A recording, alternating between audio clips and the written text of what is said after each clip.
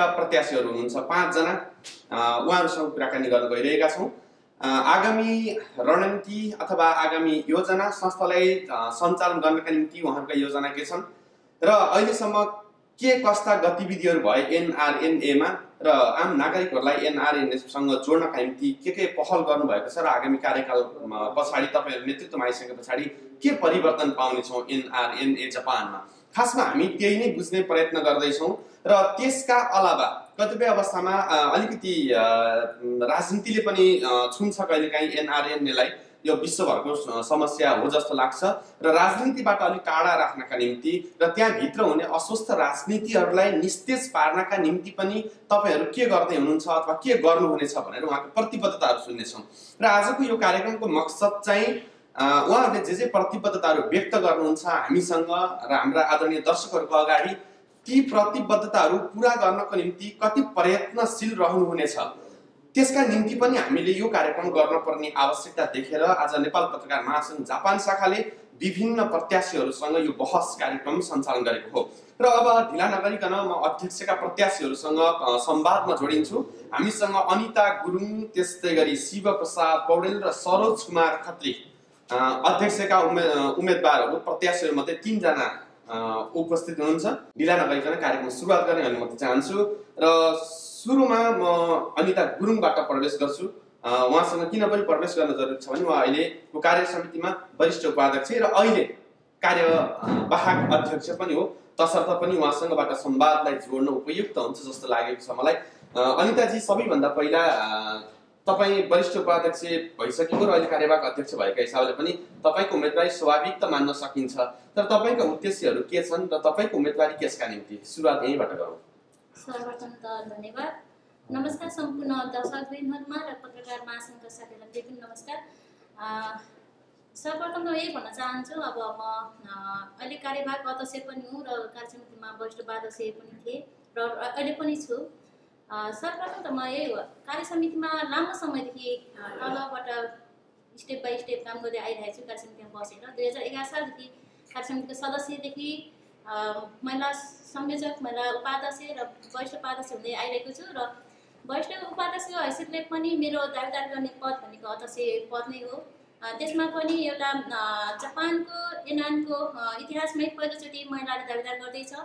त्यसमा पनि यो एनआर जापानमा अनिता गुरुङ भनेको चाहिँ एउटा पात्र हुन् र जापानमा 1 लाखको हाराहारीमा एउटा नेपालीहरू बसोबास गर्दै गर्दाखेरि त्यसमा हामी सरबार दाजुभाइ दिदीबहिनी अथवा महिला पुरुष सरबार छौँ। त्यसमा 40-45 हजार दिदीबहिनी छौँ र दिदीबहिनीहरूको नेतृत्व पनि हो यो फर्स्ट टाइम र यो महिलाको पनि समाज। तपाईले अहिले तथ्याङ्क भन्दै हुनुहुन्छ 1 लाखको हाराहारीमा झन्डै 95 हजार समथिङ नेपालीहरू छन् र 45 हजारको हाराहारीमा दिदीबहिनीहरू छन् भनेर जुन तथ्याङ्क तपाईँले पेश गर्नुभयो नि, यो तथ्याङ्कलाई आधार मानेर हेर्दाखेरि तपाईँको कार्यकाल सफल रह्यो कि असफल रह्यो? किनकि तपाईँका एनआरएनका सदस्यहरू 9300 को हाराहारीमा छन्। यो पहिलाको कार्यकालभन्दा धेरै सफल, किनकि पहिला पनि दिदीबहिनीहरू एकदमै कम थियो होइन। पहिला योभन्दा पहिलो कार्यकालमा 3000 को हाराहारीमा मात्रै मेम्बर थियो, अहिले 10,000 को हाराहारीमा बढेछ। त्यसमा 9000 समथिङ चाहिँ 9394 अहिले भोटर लिस्टमा हामी नाम छ अनि केही साथीहरू पेन्डिङमा हुनुहुन्छ, कति चाहिँ अब ड्राफ्टमा बसिरहनु भएको छ। त्यसैले हामी यो पहिलाको भन्दा केही प्रोग्रेस भएको छ। जे सन्तुष्ट हुनुहुन्छ अहिलेको प्रोग्रेसबाट? पहिलाको हेरी सन्तुष्ट, तर हाल अझै पहिलाको त किन हेर्नुहुन्छ? अब पहिलेदेखि नेपालीहरू त छन् 80-90 हजारकै हाराहारीमा छन्, धेरै नै बढेको छैन। अघिल्लो वर्षको तथ्याङ्क र अहिले यहाँको अध्यागमन विभागले सार्वजनिक गरेको तथ्याङ्कमा त्यति धेरै फरक छैन नेपालीहरूको सङ्ख्याको हिसाबले। तपाईँहरू विगत लामो समयदेखि एनआरएनको अभियानमा जोडिँदै गर्दाखेरि सबै नेपालीहरूलाई समेट्न नसक्नुका कारणहरू के हुन् र तपाईँ भोलि भावी अध्यक्षको प्रत्याशी भएर अगाडि आउँदै गर्दाखेरि पनि उहाँहरूलाई समेट्नका निम्ति तपाईँको योजना के छ?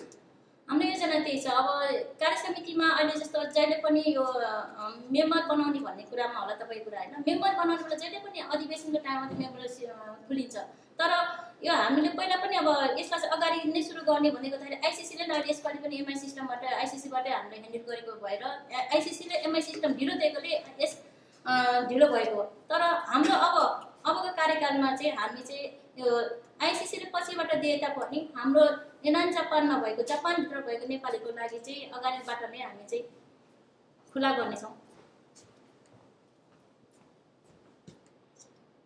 र यसपछि म शिव पौडेलसँग जान्छु। तपाईँका भावी योजनाहरू के छन् र अहिले एनआरएनएका गतिविधिहरूलाई सल्लाहकारमा बसेर पनि हेरिरहनु भएको छ होला। नागरिकहरूमा असन्तुष्टि त्यस्तै छ। त्यहाँभित्रका गतिविधिहरू पनि बाहिरबाट हेर्दाखेरि त्यहाँभित्र त तपाईँहरू कसरी हेर्नु भएको छ थाहा भएन। बाहिरबाट हामीले हेर्दाखेरि अलिकति असहज स्थिति पैदा भएको जस्तो हामीलाई पनि त्यो अलिकति अप्ठ्यारो महसुस हुने खालको अवस्था छ। यो अवस्थामा रहेको एनआरएनएलाई तपाईँले कुन तहमा पुर्याउनुहुन्छ र यो एनआरएनएका विभिन्न गतिविधिहरूलाई सुधार्नका निम्ति तपाईँ भोलि अध्यक्ष भएर आउनुभयो भने त्यसका निम्ति तपाईँको एजेन्डाहरू के हुन्छ? नमस्कार, हाम्रो दिपकजी लगायत सम्पूर्ण हाम्रो पत्रकार बन्धुहरू र यस मिडिया हेरेर बस्नुहुने सम्पूर्ण दर्शक मित्रहरूमा र पक्कै पनि मेरो नाम श्री प्रसाद पौडेल। म विगत लामो समयदेखि एनआरएनमा आबद्ध रहेको छु।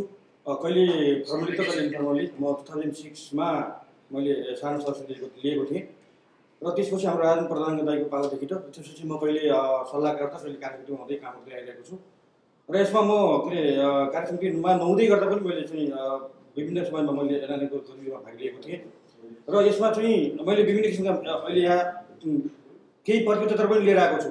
अगाडि हाम्रो मैले घोषणा गर्दै गर्दाखेरि चाहिँ 25 मिले मेरो प्रतिबद्धता हजुर तपाईँहरूबाट मैले सुनेको थिएँ र त्यही अनुसार चाहिँ एनआरएन जापानमा यो 2006 सालबाट लिएर अहिले चाहिँ 2021मा आउँदै गर्दाखेरि चाहिँ के कस्तो किसिमको गतिविधिहरू भयो, के कसरी एनआरएन जापानले आफूलाई प्रवेश गर्न सक्यो र त्यो गतिविधि हामीले हेर्ने टाइम आएको छ। किनभने हामी जापानमा छौँ। जापानमा रहेको अहिले जस्तो कि पहिला म आउने टाइममा चाहिँ म 2005मा जापानमा आउँदै गर्दाखेरि त्यो तत्कालीन समयमा 10-12 हजार नेपाली थिए र अहिले करिब 1 लाख हारानीमा हामीले चाहिँ तथ्याङ्कहरू पाइएको छ र त्यसमा चाहिँ एनआरएन जापान पनि 2004मा जापानमा सुरु भयो र 2021मा आइपुग्दाखेरि चाहिँ यसले आफूलाई कति रूपमा प्रवेश गर्यो। काम नभएका होइन, काम भएका छन् र हामीले जो के अरे यो आर्थिक गतिविधिका कुराहरू भए, असन्तुष्टिका कुराहरू भए, यो जुन के अरे यो भित्रको चाहिँ आर्थिक अप्सनका कुराहरू आए, त्यसपछि त्यहाँको विभिन्न किसिमका चाहिँ यो हामीले बिचमा चाहिँ डिजास्टरहरूको टाइममा उठेका पैसाहरूको कुरा आए भए हरेक हिसाबले चाहिँ हामीले चाहिँ केही न केही काम गरेका छौँ, नगरेको होइन। धेरै कामहरू गरेको छ एनआरएन जापानले। तैपनि यहाँ विभिन्न किसिमको असन्तुष्टि आउँदै गर्दाखेरि चाहिँ जुन 1 लाखजना नेपाली अथवा जुन अहिले करिब 10,000 हारानी मेम्बर बनेका छन् उहाँहरूको मत खेर जान नदिनको लागि अथवा चाहिँ उहाँको असन्तुष्टि हटाउनको लागि चाहिँ मेरो उम्मेदवार आइसकेको छ र यसमा चाहिँ मैले केही 25 बुँदे मेनिफेस्टो पनि ल्याएको छु र त्यसमा चाहिँ विभिन्न कुराहरू गरेको छ। त्यसमा मुख्य गरेर हामीले जुन आर्थिक पाटोहरूको छ, आर्थिक पाटोलाई हामीले चुस्त दुरुस्त गराउनको लागि चाहिँ जुन अहिले आइसिसीले सुरु गरेको छ भर्खरै र त्यसमा चाहिँ हामीले यो म 2017-19 को कार्यसमितिमा पनि म उपाध्यक्षमा थिएँ। तत्कालीन समयमा पनि त्यस्ता विवादहरू आएका छन् र त्यसमा किन भन्दा हामीहरूले चाहिँ यो पारदर्शिताको कुराहरू अप्सरण भन्दा पनि हामीले पारदर्शिताको कुराहरूमा चाहिँ स्पष्टरूपमा अहिले चाहिँ हाम्रो छानबिन कमिटीले चाहिँ बुझाएको अवस्था छ र यो कुराहरू किन आएको हुन्छ वास्तवमा हुने हो भने जापानमा अहिले मैले बारम्बार भन्ने गरेको छु एनआरएन जापानमा आइसकेको हामीहरूले आर्थिक अप्सरण गर्नुको लागि कुनै संस्थामा छिर्नु पर्दैन। गएर बाहिर गऱ्यो भने काम गऱ्यो भने करोडौँ रुपियाँ कमाउन सकिन्छ हामीले र त्यसको लागि चाहिँ म आफू एनआरएन जापानको अध्यक्षमा आएको कारण भनेको जुन एउटा मैले यो 25 बुँदे पनि ल्याएको छु मैले नेपाल र जापान बिचको चाहिँ विभिन्न किसिमको गतिविधिहरूबाट लिएर त्योभन्दा पनि पहिला संस्थागत सुधारका निम्ति तपाईँले के प्रयत्न गर्नुहुन्छ? अरू योजनाहरू होलान्, ठुला सपनाहरू पनि हुन सक्छन् एउटा अभियानमा लाग्दै गर्दाखेरि।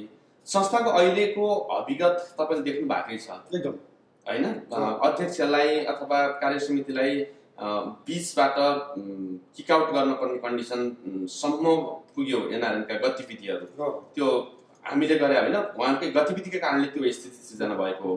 तपाईँसँगबाट हामी अपेक्षा चाहिँ के गर्ने भनेर सोधेको मैले। यस्तो हुन्छ एउटा एनआरएन जापानले एउटा चुस्त किसिमको चाहिँ लिडर पायो भने हामीले यो आर्थिक गतिविधिहरूको बारेमा प्रमुख रूपमा देखिएको छ। यो आर्थिक अप्सन अथवा चाहिँ आर्थिक पारदर्शिताको बारेमा देखिएको छ र यसमा चाहिँ मेन मुख्य गरेर चाहिँ हरेक लिडरहरू होस् अथवा हामीले भर्खर किकआउट गरिरहनु भन्नु तपाईँहरूले होइन। अहिलेको चाहिँ अब कार्यवाहकमा हुनुहुन्छ होइन, त्यस अवस्थामा चाहिँ यो अवस्था किन आयो त? यो पक्कै पनि लिडरसिपको चाहिँ अलिकति कमजोरी पनि देखिएको होइन। त्यस अवस्थामा मुख्य गरेर चाहिँ हामीले आर्थिक पारदर्शितालाई हामीले जस्ताको त्यस्तो चुस्त गर्नु छ। जस्तो कि हामीले यो त्रैमासिक कुराहरू आयो, प्रत्येक चाहिँ यो जुन मिटिङको कुराहरू आयो र अहिलेको हामी डिजिटल जमानामा छौँ, हामीले सूचीहरू हालेर राखिरहेका हुन्छौँ र अहिले के छ भन्दा मैले अस्ति पनि एउटा कमिटीमा बोलेको थिएँ 1,000 रुपियाँ पनि हाम्रो चाहिँ खुर्किङमा भएर आएको छैन। खुर्किङ गरेर आयो भने हामीले हाम्रो मोबाइलमा चाहिँ देख्न सकिन्छ अहिले आएर एक डटमा राख्न सकिन्छ र त्यसरी चाहिँ प्रत्येक हामीले चाहिँ एउटा आर्थिक कमिटी बनाएर एउटा चाहिँ टास्क बनाएर र त्यो चाहिँ जुन आर्थिक पैसाहरू छ नि कति आयो बे कति भयो तुरन्त देखाउन सकिन्छ हामीले र त्यसबाट यो सुधार गर्नको लागि म एउटा स्ट्रिमबाट आएको मान्छे हो। स्ट्रिम हुँदै अहिले चाहिँ जागिरी हुँदै अहिले हरेक किसिमको चाहिँ अब के अरे विभिन्न किसिमका चाहिँ सङ्घ संस्थाहरूमा समेत आबद्ध हुँदै लिएर गएको मान्छे र त्यसले गर्दा चाहिँ यहाँको चाहिँ मेन गरेर 1 लाखजना नेपालीहरूको जुन एउटा चाहिँ असन्तुष्टि भनेको चाहिँ अहिले आर्थिक आचरणको कुरा आइरहेको छ र यसलाई चुस्त दुरुस्त बनाउनको लागि चाहिँ हामीले प्रत्येक 3 महिनामा हामीले आर्थिक प्रतिवेदन राख्ने र प्रत्येक मिटिङको चाहिँ जस्ता टेक्निक गरेर चाहिँ हामीले यो 1 लाखको बिचमा ल्याउन सकिन्छ र त्यसपछि यो जुन सदस्यको बारेमा फेरि यही विषयमा फेरि पछाडि आउनु छ। अहिले सरोज कुमार खत्रीसँग जान चाहन्छु। तपाईँ पनि एउटा अध्यक्षको प्रत्याशी हुनुहुन्छ, तपाईँ चाहिँ केका लागि अध्यक्षको प्रत्याशी हुनुभयो अथवा के गर्छु भन्ने उद्देश्य रह्यो तपाईँको चाहिँ उम्मेदवार दिँदै गर्दाखेरि? सर्वप्रथम त नेपाल व्यापार महासङ्घ जापान तपाईँहरू लगायत सम्पूर्णलाई कार्यक्रम धन्यवाद र आजको यो कार्यक्रम प्रत्यक्ष हेरिरहनुभएका र पछि रेकर्डमा हेर्नु सम्पूर्णलाई म सरोज कुमार नमस्कार गर्न चाहन्छु। अहिलेको यो चुनावी माहौलमा तपाईँले जुन एउटा प्रश्न सान्दर्भिक प्रश्न सोधिदिनु भएको छ त्यसको लागि पनि धेरै धेरै आभारी छु।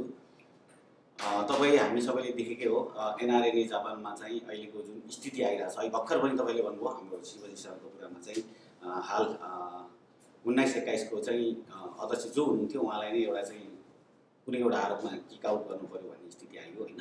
ती यस्ता कुराहरू बढ्दै गएको चरम रूपमा र साधारण जापानमा बस्नुभएका विद्यार्थीहरू श्रमिकहरू र जो काम गर्दै आउनुभएको छ उहाँले पनि एउटा चाहिँ एनआरएन जापान अलिकति आफ्नत्व भन्ने चाहिँ गर्न नसक्ने स्थिति भइसकेको र सबैको पहुँच यहाँ चाहिँ अलिकति टाढा टाढा हुँदै गएकोले मैले आफै महसुस गर्छु। किनभने म चाहिँ 2013-15मा चाहिँ एनआरएन जापान खानपुर क्षेत्रको संयोजक भएर आउँदाखेरि जुन स्थिति थियो त्योबाट एउटा ट्र्याकलाई चेन्ज गरेर हामीले राइट ट्र्याकमा लिएर आएका थियौँ र हाल सबैले एउटा चाहिँ महसुस गर्नुभएको छ कि अहिले कहाँबाट राइट ट्र्याक चाहिँ आउट भयो र त्यसलाई सम्हाल्छु भन्ने जोस अथवा एकदम सही कुरा हो। यो जुन गएको एउटा चाहिँ कार्यकाल थियो 2 वर्ष कार्यकाल हुन्छ त्यो कार्यकालको जुन एउटा कार्यसमिति सबैजना सबैजना राम्रो हुनुहुन्छ। जुन अध्यक्षज्यूबाट चाहिँ गरेको क्रियाकलापहरू चाहिँ एउटा क्लियर गर्न सकिएन र सानातिनाहरू जुन आरोप प्रत्यारोपहरू पनि छन् जस्तो यो बाहेकहरू चाहिँ आर्थिक घोटालाका यस्ता कुराहरू छन्। किनभने यो हाम्रो सामाजिक संस्था हो। सामाजिक संस्थामा चाहिँ समाजमा बस्ने प्रत्येक व्यक्तिहरूलाई चाहिँ त्यो संस्थाको बारेमा क्ल्यारिटी दिने जरुरत हुन्छ। यहाँ त कस्तो भने एउटा व्यक्तिवादी प्रवृत्ति एउटा घरभित्र बसेको संस्था जस्तो एउटा कुनै समूहले चलाएको जस्तो आभास भयो। सबैले यो महसुस गरेका छन् र म पनि यही समाजमा तपाईँलाई एउटा जानकारी छ या छैन म जानकारी दिन चाहन्छु। म हाल अहिले कार्य समितिमा पनि छैन र कुनै सल्लाहकार कुनै पदमा पनि छैन। म एउटा साधारण व्यक्ति भएर जापानमा बसेर मैले हेर्दाखेरि जुन साधारण व्यक्तिको सिटमा एरियामा बसेर मैले हेर्दाखेरि चाहिँ यो अपनत्व नभएको हुँदाखेरि अब यसको लागि केही गर्नुपर्छ भनेर हामी साथीभाइहरूको एउटा चाहिँ हौसला सहयोग र सुझावले गर्दा नै मैले चाहिँ आफ्नो उम्मेदवार दिएको छु। यसपछि हामी ओसाका नरेन्द्र बस्नेत दिनेशसँग जोडिन सक्ने स्थिति छ कि छैन हाम्रो साथीहरूलाई मैले आग्रह गर्न चाहन्छु। त्यस्तै गरी किरण वर्मा फुकुओकाबाट जोडिनुहुन्छ, आफ्नो अध्यक्षको उम्मेदवार हुनुहुन्छ। जोडिन सक्ने स्थिति भयो भने मलाई सङ्केत गर्नु होला र म अनिता गुरुङसँग फेरि फर्किन्छु। जस्तो उहाँहरूले भन्नुभयो उहाँहरूको पनि आफ्नो उद्देश्य छन्। तपाईँ जुन कार्य समितिमा वरिष्ठ उपाध्यक्ष हुनुहुन्थ्यो त्यही कार्य समिति तपाईँले सफल भयो म सफल भएको मान्छु भनेर जुन भन्नुभएको छ एक भर्खरै सरोज कुमार खत्रीले त्यहाँनिर जोड्नु भयो कि तपाईँहरूकै गतिविधिका कारण अब अध्यक्षका व्यक्तिगत गतिविधिहरू पनि होला तर त्यहाँ तपाईँहरू किन जोडिनुहुन्छ भने संस्था त्यहाँ टिम हो, व्यक्तिभन्दा पनि टिम प्रभावकारी हुनु पर्थ्यो भन्ने मान्यताले यो क्वेसन सोध्दैछु। तपाईँहरूकै कार्यकालमा अध्यक्षलाई अपदस्थ गर्नुपर्ने कन्डिसन किन आयो? मैले त्यो अघि अलिकति सफल भएको कुरा चाहिँ त्यसमा कार्य समिति गतिविधि र कार्यकालको सफल र असफल त कार्य समितिका गतिविधिले नै निर्भर गर्छ। मेम्बरको कुरा गर्दाखेरि मैले पहिलाको वर्षखेरि मेम्बरले बढेकोले त्यसमा सफल भएको ठानेको। कार्य समितिमा सफल भए त अध्यक्षज्यू त जानै थिएन। अनि अर्को कुरा तपाईँहरूलाई जस्तो यो आर्थिक अपचलनको कुरा आइरहेछन्, यो आर्थिक अपचलन भनेको अहिलेको कार्यकालको होइन। किनभने अहिलेको कार्यकालको त सालमा पनि आर्थिक प्रतिवेदन पेश गर्नै सकेन, पाएन भने चाहिँ यो वर्षको त कार्यकालको त हामीले आर्थिक प्रतिवेदन पेश गर्नै पाएको छौँ। एनआरएनएको जापानको कार्य समिति अथवा त्यो टिमसँग तपाईँ 2014 सालदेखि हुनुहुन्छ होला नि? म त 11 सालदेखि छु। 11 सालदेखि हुनुहुन्छ। 14 सालदेखि 2020 सम्म आउँदाखेरि त आर्थिक अपचलनका कुराहरू छानबिन समितिको प्रतिवेदनमा उल्लेख छ। एउटा कुरा म तपाईँलाई भन्न चाहन्छु जस्तो अघि उहाँले भन्नुभयो कार्य समितिको कुराले किक आउट भन्ने। कार्य समितिलाई किक आउट होइन, कार्य समितिले चाहिँ अध्यक्षज्यूलाई किक आउट गरेको। किनभने अध्यक्षज्यूको उसको व्यक्तिगत कारणले गर्दा कार्य समितिको कार्यविधिले गर्दा होइन। यो कुरा चाहिँ सबैले बुझ्ने स्पष्ट छ। बीचमा त एकचोटि सबैलाई निष्क्रिय पारेर निर्वाचन कमिटीलाई निर्वाचन गर्नु भन्ने खालको आदेश पनि थियो, पछि सक्षम भयो। त्यो हामीले सोचेका होइन। उहाँको लेखालाई उहाँ आफैले सोच्याउनु भएको, त्यो हामी कार्य समितिले गरेको होइन। त्यस्तो गर्ने हो त हरेक काम हामीलाई महासचिव कोषाध्यक्ष मलाई नै किन उहाँहरूले चाहिँ नाम तोकेर काम गराउनुहुन्छ त त्यस्तो त्यो होइन। उहाँलाई कार्य समितिमा अहिले जुन अध्यक्षज्यूलाई हामीले कार्य समितिबाटै उहाँलाई चाहिँ हामीले एउटा बाहिर राख्नु परेको छ। त्यो एकदमै कठोर एउटा अपिले निर्णय हामीले गरेकै छौँ, किनभने उहाँको व्यक्तिगत कारणले र आर्थिक अपचलन भनेको कार्य समितिको अझै देख्नु बाँकी छ। अब भएको कि भएको छैन भनेर अब आउनेको अधिवेशनबाट थाहा हुन्छ। त्यसमा चाहिँ जति अहिले चाहिँ आर्थिक अपचलन भनेर आइरहेको छ यो कुरा चाहिँ योभन्दा अगाडिदेखिको, त्यसमा पनि अब हामीभन्दा माथिल्लो निकाय अगाडिदेखि भए तापनि तपाईँले सुधार्नको निम्ति के पहल गर्नुभयो भन्ने त क्वेसन हुनसक्छ नि। त्यो हामीले गरेछौँ। यो त अबको सदस्य देखाउनुहुन्छ नि त, अबको अधिवेशनमा हाम्रो हेरिदिनुहोस् त्यति बेला, अनि हामीलाई त्यस पछाडि हाम्रो निर्णय गर्नुहोस् तपाईँहरूले कि योभन्दा अगाडिको आर्थिक अपचलन चाहिँ भयो कि भएन भन्ने कुराहरूमा चाहिँ हामीभन्दा माथिल्लो निकाय आइसिसीले नै अब यहाँकै संस्थापक अध्यक्षज्यूको संयोजकतामा एउटा छानबिन कमिटी गठन गर्नुभयो। अब हामीभन्दा माथिल्लो तहको मान्छेले छानबिन गरेर रिपोर्ट दिइसकेको छन्, त्यसमा म चाहिँ बहस गरिरहन चाहन्न, किनभने उहाँले दिइसकेको रिपोर्टमा तपाईँलाई दिएको छ, त्यो माथि एउटा आइसिसीलाई उहाँले बुझाउनु भएको छ। इभन हामीलाई कार्य समितिलाई कपी पनि दिनुभएको छैन। त्यो रिपोर्टका विषयमा तपाईँ कार्य समितिका अधिकांश मान्छेहरूले असन्तुष्टि व्यक्त गरिरहेका छन्, तपाईँको चाहिँ सन्तुष्टि अथवा असन्तुष्टि के छ? असन्तुष्ट म पनि छु। असन्तुष्टि के कारणले असन्तुष्टि हुनुहुन्छ? यस्तो भयो, अब त्यसमा कस्तो भयो भने मेन त अब नेपाल फेस्टिभल 2018 सालको कुरा आएको थियो होइन। त्यो 18 सालको फेस्टिभलको कुरामा संयोजक भनेको हाम्रो अहिलेको तत्कालीन अध्यक्ष ज्यू नै हुनुहुन्थ्यो, देवलाल भण्डार ज्यू नै हुनुहुन्थ्यो, त्यति बेला वरिष्ठ उपाध्यक्ष हुनुहुन्थ्यो उहाँ होइन। त्यही बेलामा फेरि हामी चाहिँ कार्य समितिबाट निलम्बन परेको अवस्था पनि थिएँ म, त्यति बेला त उहाँ पनि हुनुहुन्थ्यो होइन। उहाँ दुवैजना साथीहरू हुनुहुन्थ्यो, उहाँलाई पनि थाहा छ हामी निलम्बन थियौँ। अब संयोजक ज्यूलाई जिम्मा दिएपछि उहाँले के ल्याउनु भयो के ल्याउनु भयो कहाँ के गर्नुभयो होइन, त्यो भिन्दै छ होइन।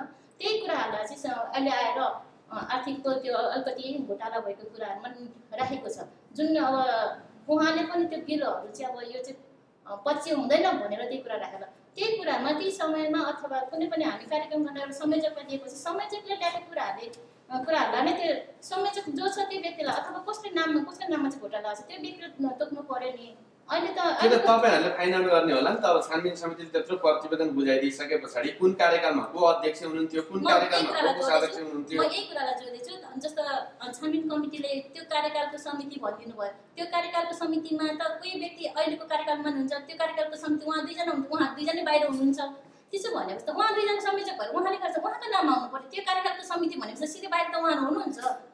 यदि म छु भने अहिलेको कार्यक्रम त म छु नि त। यदि अनिता गुरुङ छ त अनिता गुरुङको नाममा आउनु पर्यो, पोइन्ट आउट गर्नु पर्यो। जब यी सबै एकजनाले गल्ती गर्छ सबैजना मुछिनु हुँदैन। यदि अनिता गुरुङले अब चलन गर्छन् अनिता गुरुङकै नाम आउनुपर्छ, यही कुरा चाहिँ स्पष्ट हुनुपर्छ भन्ने कुरा चाहिँ मेरो माग थियो र म सँगसँगै अरू 22जना साथीहरूको पनि माग थियो। त्यही कुरा तपाईँलाई पनि छोइरहेछ छानबिन समितिको प्रतिवेदनले, किनकि तपाईँ त्यो टिममा हुनुहुँदो रहेछ नि। तपाईँले कसरी हेर्नुभयो छानबिन समितिको प्रतिवेदनलाई? यस्तो छ, छानबिन कमिटीले सुपरस्टमा लगाइसकेको छ, किनभने यो वर्षको पनि ल्याएको छ। यो वर्षको पनि तपाईँको चाहिँ केही न केही यहाँ के अरे हाम्रो वरिष्ठ उपाध्यक्ष हुनुहुन्छ र उहाँले चाहिँ यो वर्षको पनि पास गर्न सक्नु भएन, कमजोरी क्वेसन भयो सायद होइन। त्यो त आउँदै गर्ला। अब त त्यो त पर्सि अधिवेशन छ, अधिवेशनमा आर्थिक प्रतिवेदन पेश गर्ने होला, पास हुने नहुने त त्यसले गर्ने कुराहरू होला। छानबिन समितिको प्रतिवेदन त मैले पनि हेरेको छु। मैले किन यो विषयमा क्वेसन उठाइरहेको छैन भनेदेखि अब अधिवेशनमा पेश गर्ने होला नि त कोषाध्यक्षले त्यसपछि गर्ला। तर त्योभन्दा अगाडि तपाईँहरू, म उहाँकोमा पनि आउँछु, तपाईँहरू हुँदै गर्दाखेरिको समिति पनि त मुछिएको रहेछ। अहिले चाहिँ कुन नागले तपाईँ अध्यक्षमा उम्मेदवार दिनुहुन्छ भनेको चाहिँ यस्तो हुन्छ। 17-19 को म उपाध्यक्ष छु र कुनै पनि त्यो कार्यक्रम हुँदाखेरि चाहिँ मैले आफैले प्रत्यक्ष रूपमा आर्थिक गतिविधिको संयोजन गर्न गरेको थिएँ। र अर्को कुरो चाहिँ मैले आफूले गरेको हाम्रो तत्कालीन समयमा पनि हाम्रो के अरे यही हुनुहुन्छ, हाम्रो सरोजी पनि यही हुनुहुन्छ, दुईजना यही हुनुहुन्छ होइन। त्यो बेलामा पनि हाम्रो फेस्टिभलको समयमा चाहिँ केही कुराहरू चाहिँ यो बिलको बारेमा कुराहरू आएको र मैले जोरदारमा माग उठाएको थिएँ। त्यतिखेर चाहिँ 4 जनाको चाहिँ त्यतिखेर हाम्रो चाहिँ त्यो कमिटीको बारेमा चाहिँ आन्तरिक रूपमा चाहिँ एउटा कमिटी बन्यो, त्यसमा हामीहरू परेको थिएन। र त्यो बेलामा पर्नु हाम्रो तत्कालीन समयको अध्यक्ष हाम्रो चाहिँ के अरे फेस्टिभल संयोजकजी र महासचिव र अरू एकजना के अरे कोषाध्यक्ष 4 जना बसेर चाहिँ एउटा कमिटी बनेको थियो। र त्यो बेलामा विभिन्न किसिमका बिलहरूको कुराहरू आएको थियो। र त्यसपछि त्यो टाइममा चाहिँ मैले यति जिम्मेवारी भएर काम गरेको थिएँ कि फेस्टिभलको स्टल व्यवस्थापनमा मैले आफूले गरेको थिएँ। र मेरो हकमा मैले के भन्थेँ भने प्रत्येक पैसाहरू उठेको हुन्छ नि, उठेको पैसाहरू पहिला फ्री कमिङ गरेर त्यहाँबाट बल्ल चाहिँ लिएको खर्च उठाउने भनेर मैले एउटा नियम पनि बसाल्नु खोजेको थिएँ। तर त्यहाँ भइदियो के भन्दा चाहिँ तपाईँको साथीहरूले चाहिँ पैसा उठाउने बिलहरू कटाएर चाहिँ के अरे त्यहाँ राख्यो, आफ्नो बिलहरू खर्चहरू कटाएर राख्यो। र त्यसमा पनि हामीले चाहिँ जोरदार रूपमा ईश्वर चाहिँ हुनुहुन्छ, हामीले कुरो उठाएर त्यो समयमा 4 जनाको के अरे कमिटी बसेर त्यसपछि चाहिँ उहाँले एउटा रिजल्ट निकाल्नु भयो। रिजल्ट के आयो भन्दा यसमा चाहिँ अलिकति मिस्टेक भएको छ, कुरो मिलेपछि अन्त उहाँले भन्नुभयो।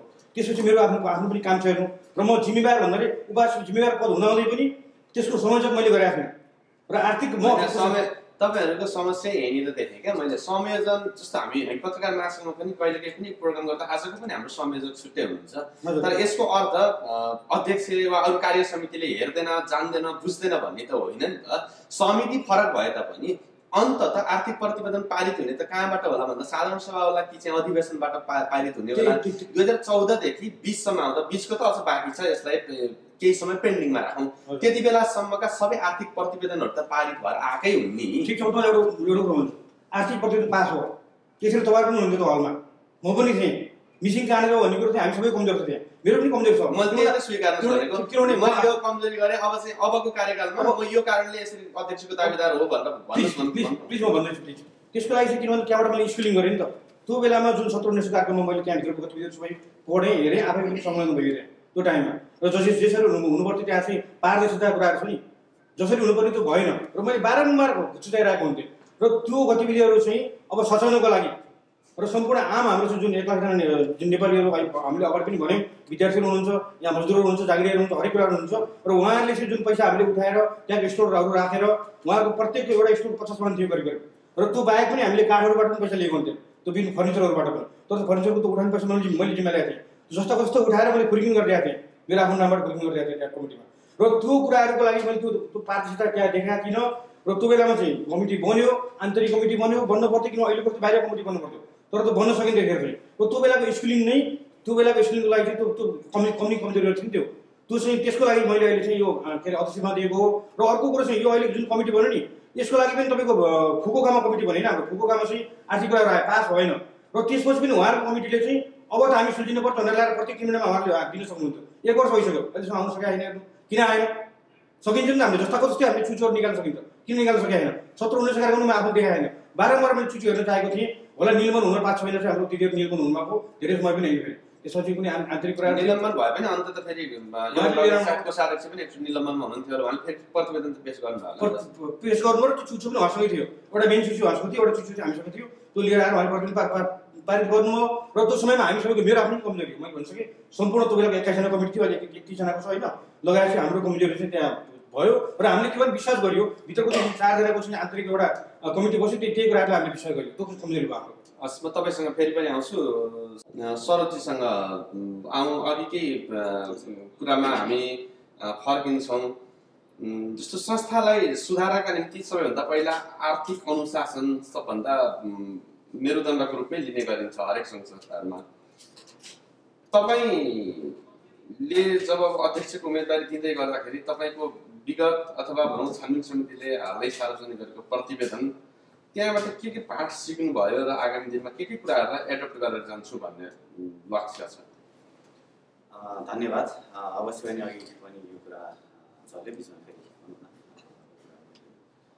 अवश्य पनि यो जुन अहिले जापानमा चाहिँ एनआरएन विशेष चुनावको अधिवेशनको मुखमा आएर यो जुन भइरहेको छ, यो कुरालाई चाहिँ म पनि एनआरएनको अभियानमा विभिन्न कालखण्ड, विभिन्न समय र विभिन्न एउटा कार्यविधिमा चाहिँ भित्र कार्यसमितिमा बस्दै कहिले त्यसबाट बाहिर हुँदै गरेको अवस्थामा अवश्य पनि अहिले छानबिन कमिटीले चाहिँ एउटा प्रतिवेदन बनाएको छ, 91 पेज लामो भनिएको छ। मैले त हेर्न पाएको छैन, तपाईँले हेर्नुभयो होला, पनि सम्बन्धित ल्याउनुभएको छ। त्यो प्रतिवेदनमा अवश्य पनि हाम्रो चाहिँ एनआरएन र यो जापानमा भएको नेपाली सोसाइटीलाई चाहिँ समुदायले चाहिँ बुझ्नुभएको हाम्रो अग्रज दायाहरू हुनुहुन्थ्यो, विभिन्न फिल्डका मान्छेहरू हुनुहुन्थ्यो र अवश्य पनि उहाँहरूले त्यो बारेमा उठेका जुन अभियोग भनौँ आरोपका बारेमा सम्बन्धित व्यक्तिहरूलाई भेटेरै सोधेरै केही लेख्नु भएको छ होला। र त्यो प्रतिवेदनबाट निक्लिएको कुरामा जब जुन समय म कार्य समितिमा थिएँ, जस्तो म क्षेत्रीय समितिको संयोजक भए, सायद त्यो बेलामा केही थियो, अथवा भनौँ न म चाहिँ त्यो पछि गएर उपाध्यक्ष भए, त्यो बेलामा त्यो कार्य समितिमा पनि केही म संलग्न भएको र म पनि कुनै त्यसमा मुछिएको भयो भने चाहिँ अवश्य पनि म त्यो जुन आरोप प्रत्यारोप मात्र नभएर यथार्थमा त्यसको जे सजाय त्यो भोग्न म तयार छु। र अवश्य पनि त्यो क्षणमा अहिले आएर विगतलाई फर्केर हेर्दाखेरि मबाट जानी नजानी रूपमा चाहिँ केही गल्ती भएका छन्, मैले त्यसलाई स्वीकार्नुपर्ने छ। कुन रूपमा गल्ती भएका छन् भन्दाखेरि म यहाँको मिडिया मार्फत यो चुनावी अभियानमा सायदै मैले यसरी क्लियरली बोल्न पाएको पहिलोचोटि नै होला, रेकर्डेडहरू भइरहेको थियो, हिजो अस्ति कुराकानी भएको थियो। म चाहिँ 2017-19मा उपाध्यक्ष पदमा चाहिँ म थिएँ यहाँकै सहयोग भोटले चाहिँ मैले चाहिँ विजय गरेको थिएँ। हाम्रो शिवजी पनि हुनुहुन्थ्यो, अन्ता दिदी पनि हुनुहुन्थ्यो, सबैजना हुनुहुन्थ्यो। जहाँ अहिले यो चाहिँ आर्थिक घोटालाको कुराहरू निक्ले, प्रतिवेदनको कुरा निक्ले, त्योभन्दा अगाडि म यहाँलाई के क्लियरली भन्न चाहन्छु भने अघि पनि एउटा कुरा निक्लेको थियो। अहिलेको कार्य समितिमा हुनुहुन्थ्यो निलम्बन हुनुभएको अध्यक्षज्यू देवलाल भण्डारीज्यूको जुन व्यक्तिगत उहाँले गरेको गल्ती कारणले चाहिँ जुन एउटा चाहिँ यहाँ चाहिँ आर्थिक रूपमा भयो भन्ने कुरा चलिरहेको थियो र जुन यो आर्थिक छानबिन कमिटीको यो दुईटा पाटा हो, टोटल्ली दुईटा पाटा हुन् यसमा। त्यो त आम नागरिकले पनि बुझेको, हामीले पनि बुझेको। देवीलालजीका ती पाटाहरू यद्यपि उहाँ अध्यक्ष भएका कारणले एनआरएमसँग जोडिनु अस्वाभाविक होइन। छानबिन समिति र देवीलाल भण्डारीका कुराहरू फरक हुन्। मैले तपाईँहरू तिनैजना अघि तपाईँले भनेअनुसार तिनैजनाका एउटा कार्य समितिमा हुनुहुन्थ्यो भन्दा अगाडि। खै मैले भन्दैछु कि अहिलेको प्रतिवेदन आउँदै गर्दा अझै पनि जस्तो अघि सल्लाहकार पनि हुनुहुन्छ शिव पौडेलले पनि भन्नुभयो, अझैसम्म पनि हामीले अहिले जस्तो 3-3 महिनामा पाउनुपर्ने हिसाब किताबहरू अझै पाउन सकिरहेका छैनौँ, ढिला भइरहेछ भनेर भन्नुभएको छ। योभन्दा अघिल्लो कार्यकालमा पनि तपाईँहरू हुनुहुँदो रहेछ, त्यहाँ पनि केही कुराहरू उड्थे होला, आर्थिक हिसाब किताबको कुराहरू त्यो प्रतिवेदनमा पनि उल्लेख छ तपाईँहरूका त्यति बेलाको उसमा।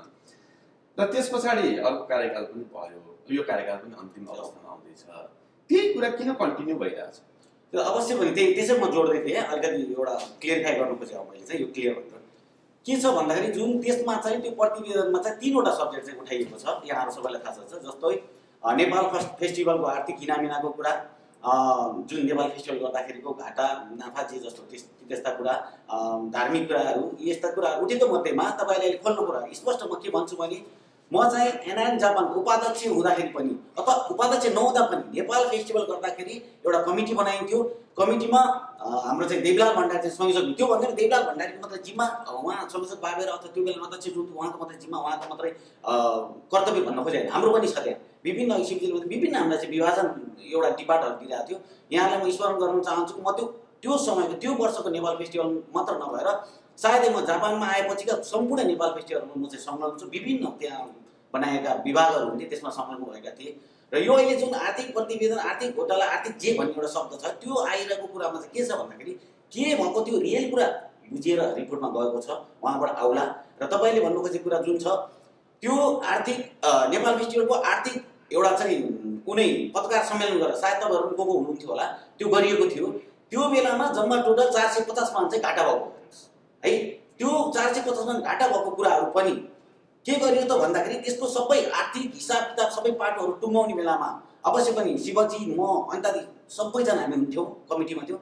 तर त्यहाँका बिल भरपाई यस्ता कुराहरूसम्म निक्लिए। अहिले म यहाँ मिडियाबाट भन्दाखेरि सबजना हाँस्नु होला, यस्तो रहेछ भन्ने कुरा हो। यस्तो कुराहरू सम्बन्धित व्यक्तिहरूलाई सोध्नुहोस्, म दिन सक्छु जवाब।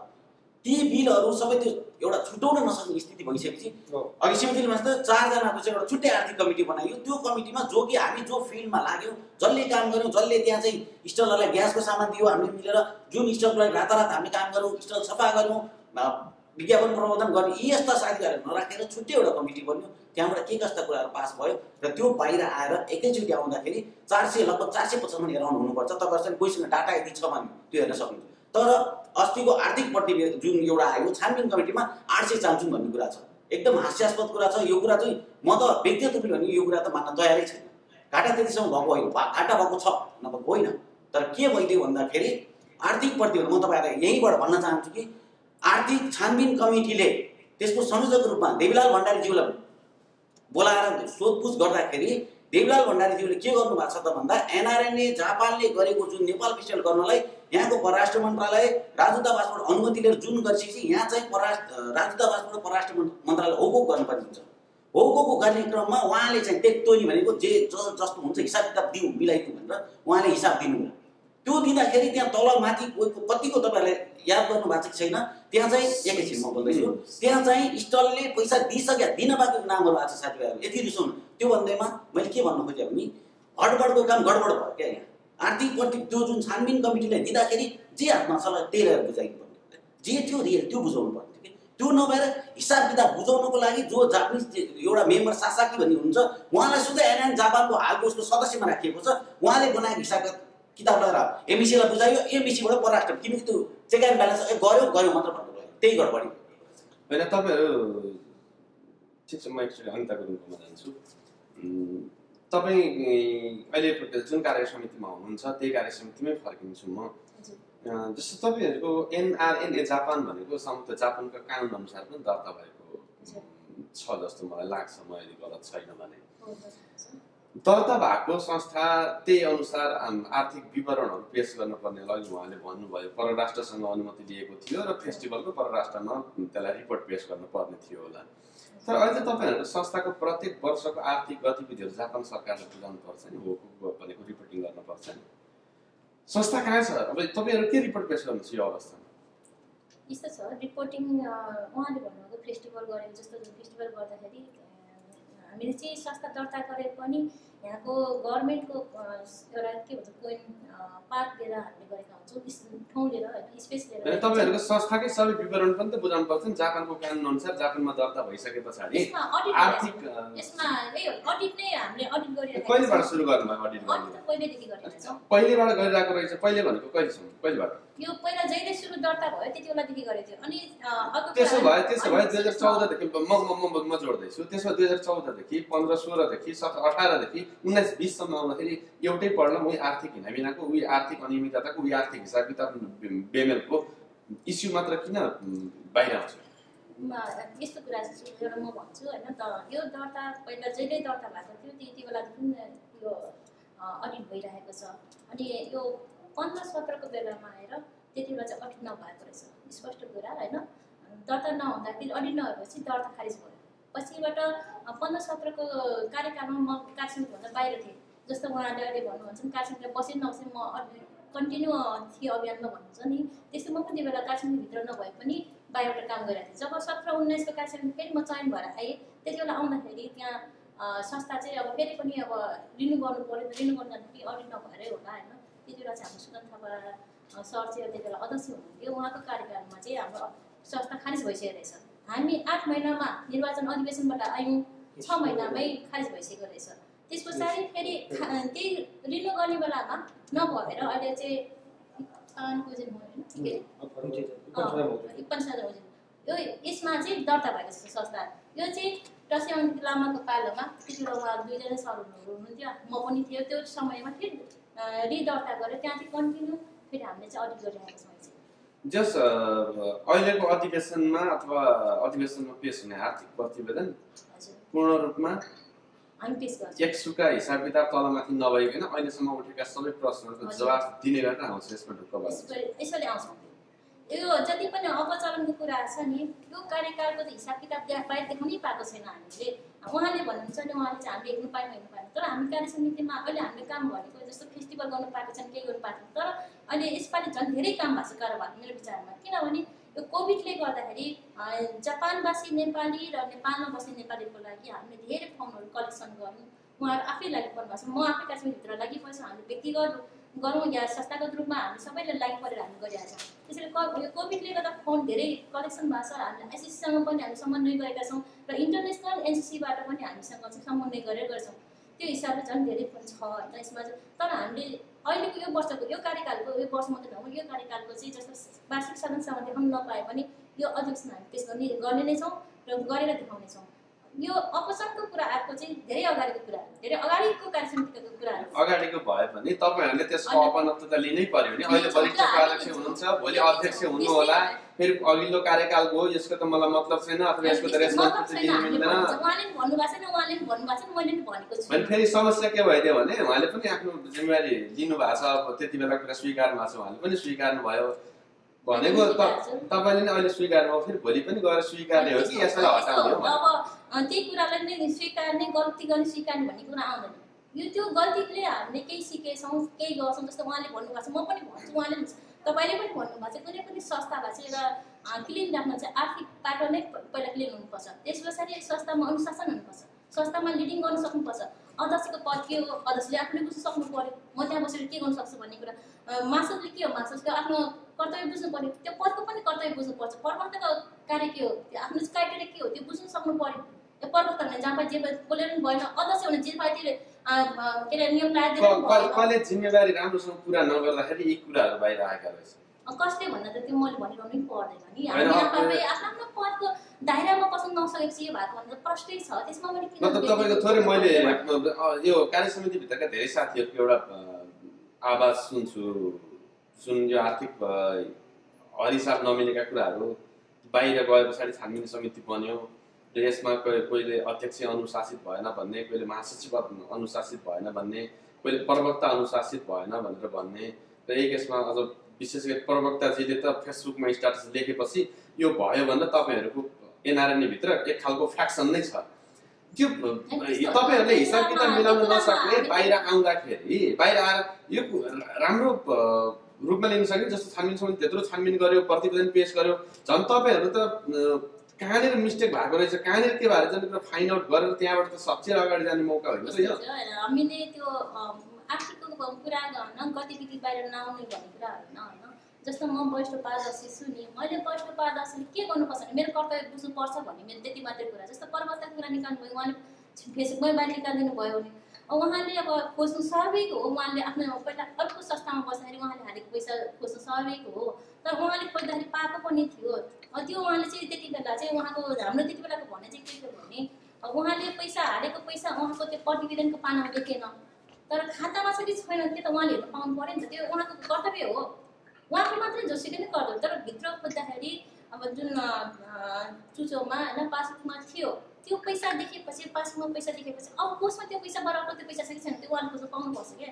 त्यो खोज्नमा उहाँलाई अधिकार छ नि, त्यहीँभित्र बसेपछि उहाँ मात्र बाहिर मान्छेले पनि खोज्ने अधिकार छ, तर उहाँले भित्र नखोजिकन बाहिर एकैचोटि उहाँले लेखिदिनु भयो। त्यही कुरालाई चाहिँ संस्थागत रूपमा मैले के भनेको थिएँ त्यति बेला अध्यक्षज्यूलाई पनि कोषाध्यक्षज्यूले पनि र हामी सबैले भनेको हो त्यति बेला चाहिँ अब प्रवक्ताज्यूले आफ्नो पदको मान्यता चाहिँ भुल्नु भएको हो भनेर भनेको र कोषाध्यक्षले त्यो प्रतिवेदन कोषमा पैसा छ तर प्रतिवेदनको पानामा नदेखाखेरि उहाँको त्यो प्रतिवेदनमा टिपोटमा गलत देखेकै छ, छुट्यो जे गरे गलत भएको छ नि। पानी उहाँको मात्र होइन, कुनै इन्टेन्सनले त होइन, गल्ती देखिसक्नु हुन्छ। कसैको मान्छेको व्यक्तिगत इन्टेन्सन हुन्छ नि, कसैले अब त्यो प्राकृतिक इन्टेन्सन त्यो गल्ती पनि हुनसक्छ नि त।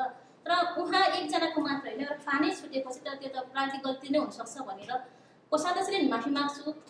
त्यस पछाडि संस्थाको अध्यक्षले संस्थागत रूपमा पनि माफी माग्नुपर्छ, किनभने अन्य सङ्घ संस्थाले दिएको सहयोगले फेस्टिभल सफल पारेको नि त। घाटामा जाओस् नाफा होस्, घाटा त देखिरहेकै छ। जसरी भए पनि फेस्टिभल सफल गर्नलाई चाहिँ अरू संस्थाले दिएको एउटा भनौँ न सहयोग साथ सपोर्टले नै हो त। त्यो हिसाबले उहाँले एउटा माफी पनि माग्नुपर्छ, अध्यक्षले पनि माफी माग्नुपर्छ, संस्थागत रूपमा कोषाध्यक्षले पनि माफी माग्नुपर्छ प्रतिवेदनको पानामा छुट्याएकोले, र प्रवक्ताजीले पनि प्रवक्ता एउटा संस्थाको प्रवक्ता भइसकेपछि भित्रै नखोजिकन बाहिर निस्किँदाखेरि उहाँले पनि आफ्नो पद दुरुपयोग गरेको माफी माग्नुपर्छ भन्ने मेरो धारणा थियो र हामी सबै साथीको धारणा। तर त्यो कुनै पनि नभएपछि हाम्रो वार्षिक साधारण सभामा आर्थिक प्रतिवेदन पेश नभएको, तर अबको अधिवेशनमा महाधिवेशनमा 25 तारिक अवश्य हुन्छ। शिवजी कसरी आश्वस्त पार्नुहुन्छ आफ्नो मतदाताहरूलाई कि अबको नयाँ आउने कार्य समिति चाहे जो आए पनि 5 जना अध्यक्षका उम्मेदवार मध्ये 1 जना त अवश्य आउनुहुन्छ नै। तपाईँलाई यो क्वेसन सोध्न चाहन्छु, त्यसपछि सबैसँग आउँछु। अवश्य पनि वरिष्ठ उपाध्यक्ष भएका कारणले अहिले कार्य समितिमा भएको कारणले र कार्यवाहक अध्यक्ष भएको कारणले पनि उहाँसँग स्वाभाविक रूपमा मेरा क्वेसनहरू धेरै छन् र त्योसँगै तपाईँहरू अब जो मैदानमा आउनु भएको छ तपाईँहरूसँग पनि क्वेसन अवश्य हुन्छन् नै। कस्तो लाग्छ जस्तो यी गतिविधिहरू हेर्दै गर्दाखेरि सम्भव छ सुधारको? बिल्कुल, त्योभन्दा अब अहिले मैले भनिहालेँ हामी 5 जना प्रत्याशीहरू छौँ। जापानबाट नेपालबाट जापानमा आइपुग्दै गर्दाखेरि चाहिँ प्रत्येक जुन व्यक्ति सक्षम हुन्छ सक्षमताले नै यहाँ आइपुगेका हुन्छ र मलाई लाग्छ सबैजना सक्षम हुन्छ। त्यसमा चाहिँ पब्लिकको गतिविधि हेरिरहेको हुन्छ। हामी 5 जना गतिविधि कस्तो के कस्तो भनेको त हामी आफैले वास्तवमा आफूले सबैले सक्षम सोधिरहेको छौँ। म पनि त आफूले त्यो सोध्छु। त्यो भन्दै गर्दाखेरि भर्खर हाम्रो अडिटको कुराहरू आयो।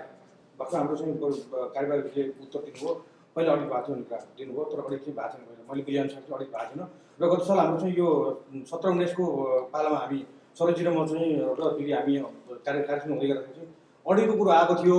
तर त्यो बेला पनि के भयो भने उहाँहरूलाई थाहा थियो कि एउटा यो नन प्रोफेसनल संस्था हो, ट्याक्स लाग्दैन यसमा। त्यो त्यो बेला मैले कुरा जस्ताको जस्तै राखेँ अडिट गरेर भन्ने क्रममा चाहिँ ट्याक्स लाग्छ भन्दा उहाँहरूले चाहिँ त्यो 0 गराएर अडिट चाहिँ भएको थियो। त्यो अडिट किन गरियो भन्दा संस्थालाई बचाउनुको लागि मात्रै गरियो। तर यदि त्यो पैसा लाग्छ भने पनि हामीले के गर्न सकिन्छ भन्दा पैसा जति आएछ जस्ताको जस्तै र त्यहाँबाट हामीले जापानबाट लिने सुविधाहरू पनि छन् त। अहिले तपाईँको कोभिडको टाइममा चाहिँ हामीले प्रत्येक एउटा मलाई लाग्छ चाइना लगायत के अरे यो विभिन्न किसिमका चाहिँ यो श्रीलङ्का लगायत भियतनामहरूको चाहिँ कन्ट्रीहरूले 200 मा लिइसक्यो। यो यस्तो यो इपन साधन होजिङबाट चाहिँ हामीले किन लिन सकेनौँ। र त्यसमा चाहिँ हामीले यो विभिन्न किसिमका जापान गतिविधिहरूलाई अगाडि बढाउने र त्यसपछि जस्ताको जस्तै हामीले एउटा टास्क बनाएर आर्थिक गतिविधिलाई एउटा छुट्टै विज्ञ जस्तो कि तपाईँको चाहिँ मैले बारेमा भनिरहेको छु आर्थिक बाटो हेर्ने एउटा व्यक्ति कस्तो हुनुपर्छ भन्दा अडिटको कुरा आयो नि हामीले किनभने करिब 5 करोड भनेको एउटा ठुलै कम्पनी बराबरको चाहिँ फेस्टिभल भयो भने फेस्टिभल मात्रै हामीले अलरेडी 400 कति मानको चाहिँ घाटा भएको देखियो। त्यो बेलामा 2 करोडको चाहिँ हाम्रो लगभग हाम्रो के अरे उड्याएको भएको देखिन्छ। र त्यस अवस्थामा हाम्रो अहिले नै हामीले चाहिँ करिब 1 करोड समथिङ चाहिँ उम्मेदवारको पैसा उठाएको छ। यसलाई खान्डी गर्नको लागि चाहिँ हामीले च्यान्तो गरेर यदि चाहिँ कार्यसमिति राम्रो भएन भने पनि सम्पूर्ण 31जना कार्यसमितिले चाहिँ हामीले एउटा टास्क गराउन सकिन्छ। छोटो टास्क हेर्न सकिन्छ। र किन भन्दा तपाईँको चाहिँ अहिले आर्थिक अप्सनको कुराहरू आएको छ उहाँहरूले चाहिँ अब आर्थिक एउटा प्रतिनिधि दिन सक्नु भएन। वार्षिकमा त एउटा नारायण पनि थियो। र बरु त्यसलाई चाहिँ हामीले चाहिँ महिनाको 1 मान 2 मानतिर चाहिँ एउटा टास्क बनाएर एउटा के अरे जुन व्यावसायिक बाटोमै दिन सकिन्छ। र त्यसलाई चाहिँ हामीले एउटा फोल्डर गराएर यो केन्द्रको मात्रै नभइकन प्रत्येक चाहिँ हामीले चाहिँ यो रिजनल कमिटीहरू छन्। हाम्रो करिब 12वटा कमिटीहरू छन् अहिले के अरे यसमा भएको पहिला चाहिँ 13वटा थियो 12वटा छ।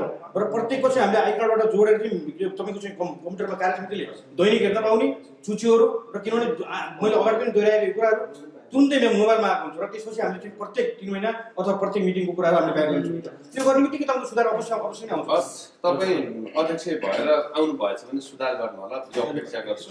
हामी कार्यक्रमको धेरै अलिक छोटो भयो समय तपाईँहरूलाई पनि हतार छ। हामी कार्यक्रम जुन सेड्युल बनाएको थियो त्यो अनुसार हामी पनि चल्न सकेनौँ केही प्राविधिक कठिनाइले गर्दाखेरि। म यसबिच सरोज कुमार खत्रीसँग आउँछु र तपाईँ यस पछाडि हाम्रा 2 जना अध्यक्षका उम्मेदवारहरू पनि हुन्छ ओसाका फुकुओकाबाट उहाँसँग जोडिनेछु। छोटकरीमा भनिदिनु होला यो व्यतिथिका बीच तपाईँ अध्यक्षको उम्मेदवार हुँदै हुनुहुन्छ। तपाईँले पनि उम्मेदवार दर्ता गर्दा केही लगानी त गर्नु भएको छ होला होइन।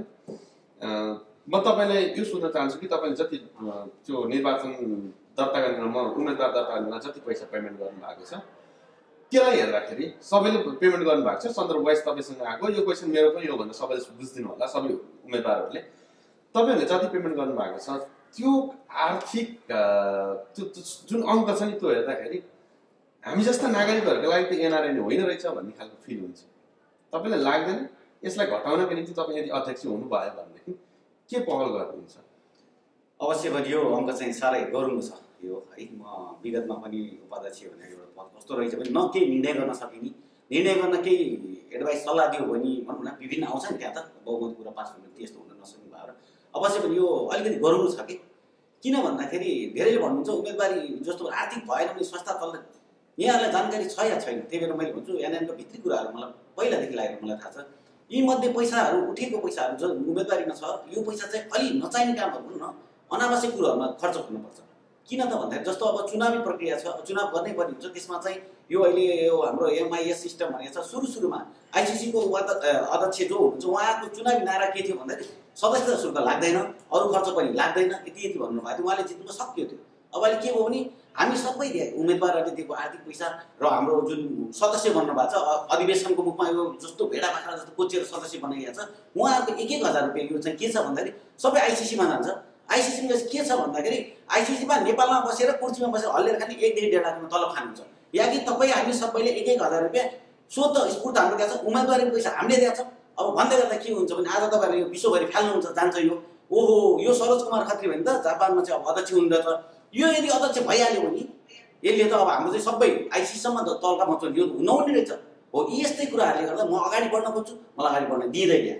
र यो पालि यदि म तपाईँहरूको मिडियाबाट म भन्न चाहन्छु यी यस्ता कुराहरू उम्मेदवारी सङ्ख्या भनेको 30 मान भनेको यहाँ यदि हामी जापानमा मात्रै हुन्न जापान भाषा नबुझ्ने 3 लाख रुपियाँ हो।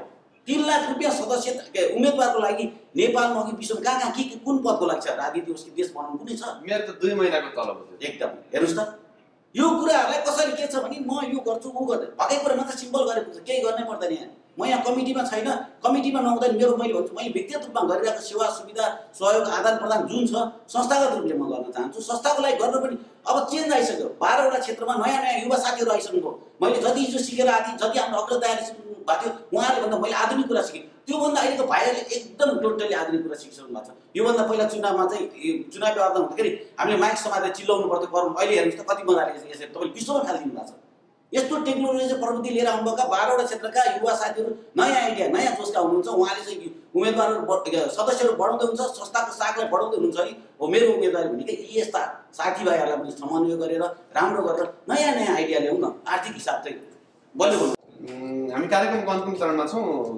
ठ्याक्कै अब अनिता गुरुङसँग थोरै जोडिन्छु। जस्तो यो आइपिओमा दर्ता भइसके पछाडि, एनपिओमा दर्ता भइसके पछाडि के हुन्छ, जस्तो कारबाहीका कुराहरू छन् त्यहाँ, जस्तो संस्थाले सिज हुन सक्ने सम्मका नियमहरू छन् जस्तो लाग्छ मलाई। यद्यपि तपाईँले त्यो बारेमा बुझ्नु भएको छ कि छैन? बुझेका छौँ। यो एनपिओ हाम्रो संस्थामा यो यसमा चाहिँ म इनानमा मात्र होइन, म अन्य सङ्घ संस्थामा पनि थिएँ होइन, अझै पनि छु। अन्य संस्थाहरू पनि छ यसरी जापानको गभर्मेन्टसँग दर्ता भएको संस्थाहरू। सबैको नियम प्रायः एउटै हुन्छ। यो सिज हुने कुराहरू जस्तो हामीले जान्ने हिसाब किताब राख्नु हुन्छ होला, तर जति पनि हामी अध्यक्ष उम्मेदवारहरू भए पनि आर्थिक कुरा मात्रै आयो कि आज हामीलाई म्यानेजमेन्ट कसरी गर्ने, पछि गएर के गर्ने भन्ने कुरा खास हामीले आफ्नो कुरा राख्न पाएन जस्तो लाग्यो म आफूलाई चाहिँ। हुन त यो आर्थिक मस्ट इम्पोर्टेन्ट छ होइन, तर त्यहाँ जहाँ गएर आर्थिकको मात्र होइन, हामीले एउटा सङ्गठनमा व्यवस्थापन कसरी गर्ने, साङ्गठिक र कसरी हुने होइन, पब्लिकसँग कसरी जाने, हामी अर्काको देशमा छौँ, यो देशसँग यो देशको गभर्मेन्टसँग हामी दर्ता गरेपछि यो देश र अर्को हाम्रो आफ्नो नेपालसँग कसरी हामी समन्वय गर्ने, त्यो कुराहरू पनि भन्नु राख्नु पाए हुन्थ्यो। अब समय पनि छोटो भइसक्यो होइन। मेरो चाहिँ थोरै कुरा भन्छु। यो हामीले चाँडो हिसाब राखेपछि, त्यो हिसाब हामीले बुझाएपछि त्यो भनेको अडिटबाटै गर्ने हो। अडिट भइसकेपछि अहिले पनि यो कार्यकालमा नै हामीले अडिट गरिसकेका छौँ होइन।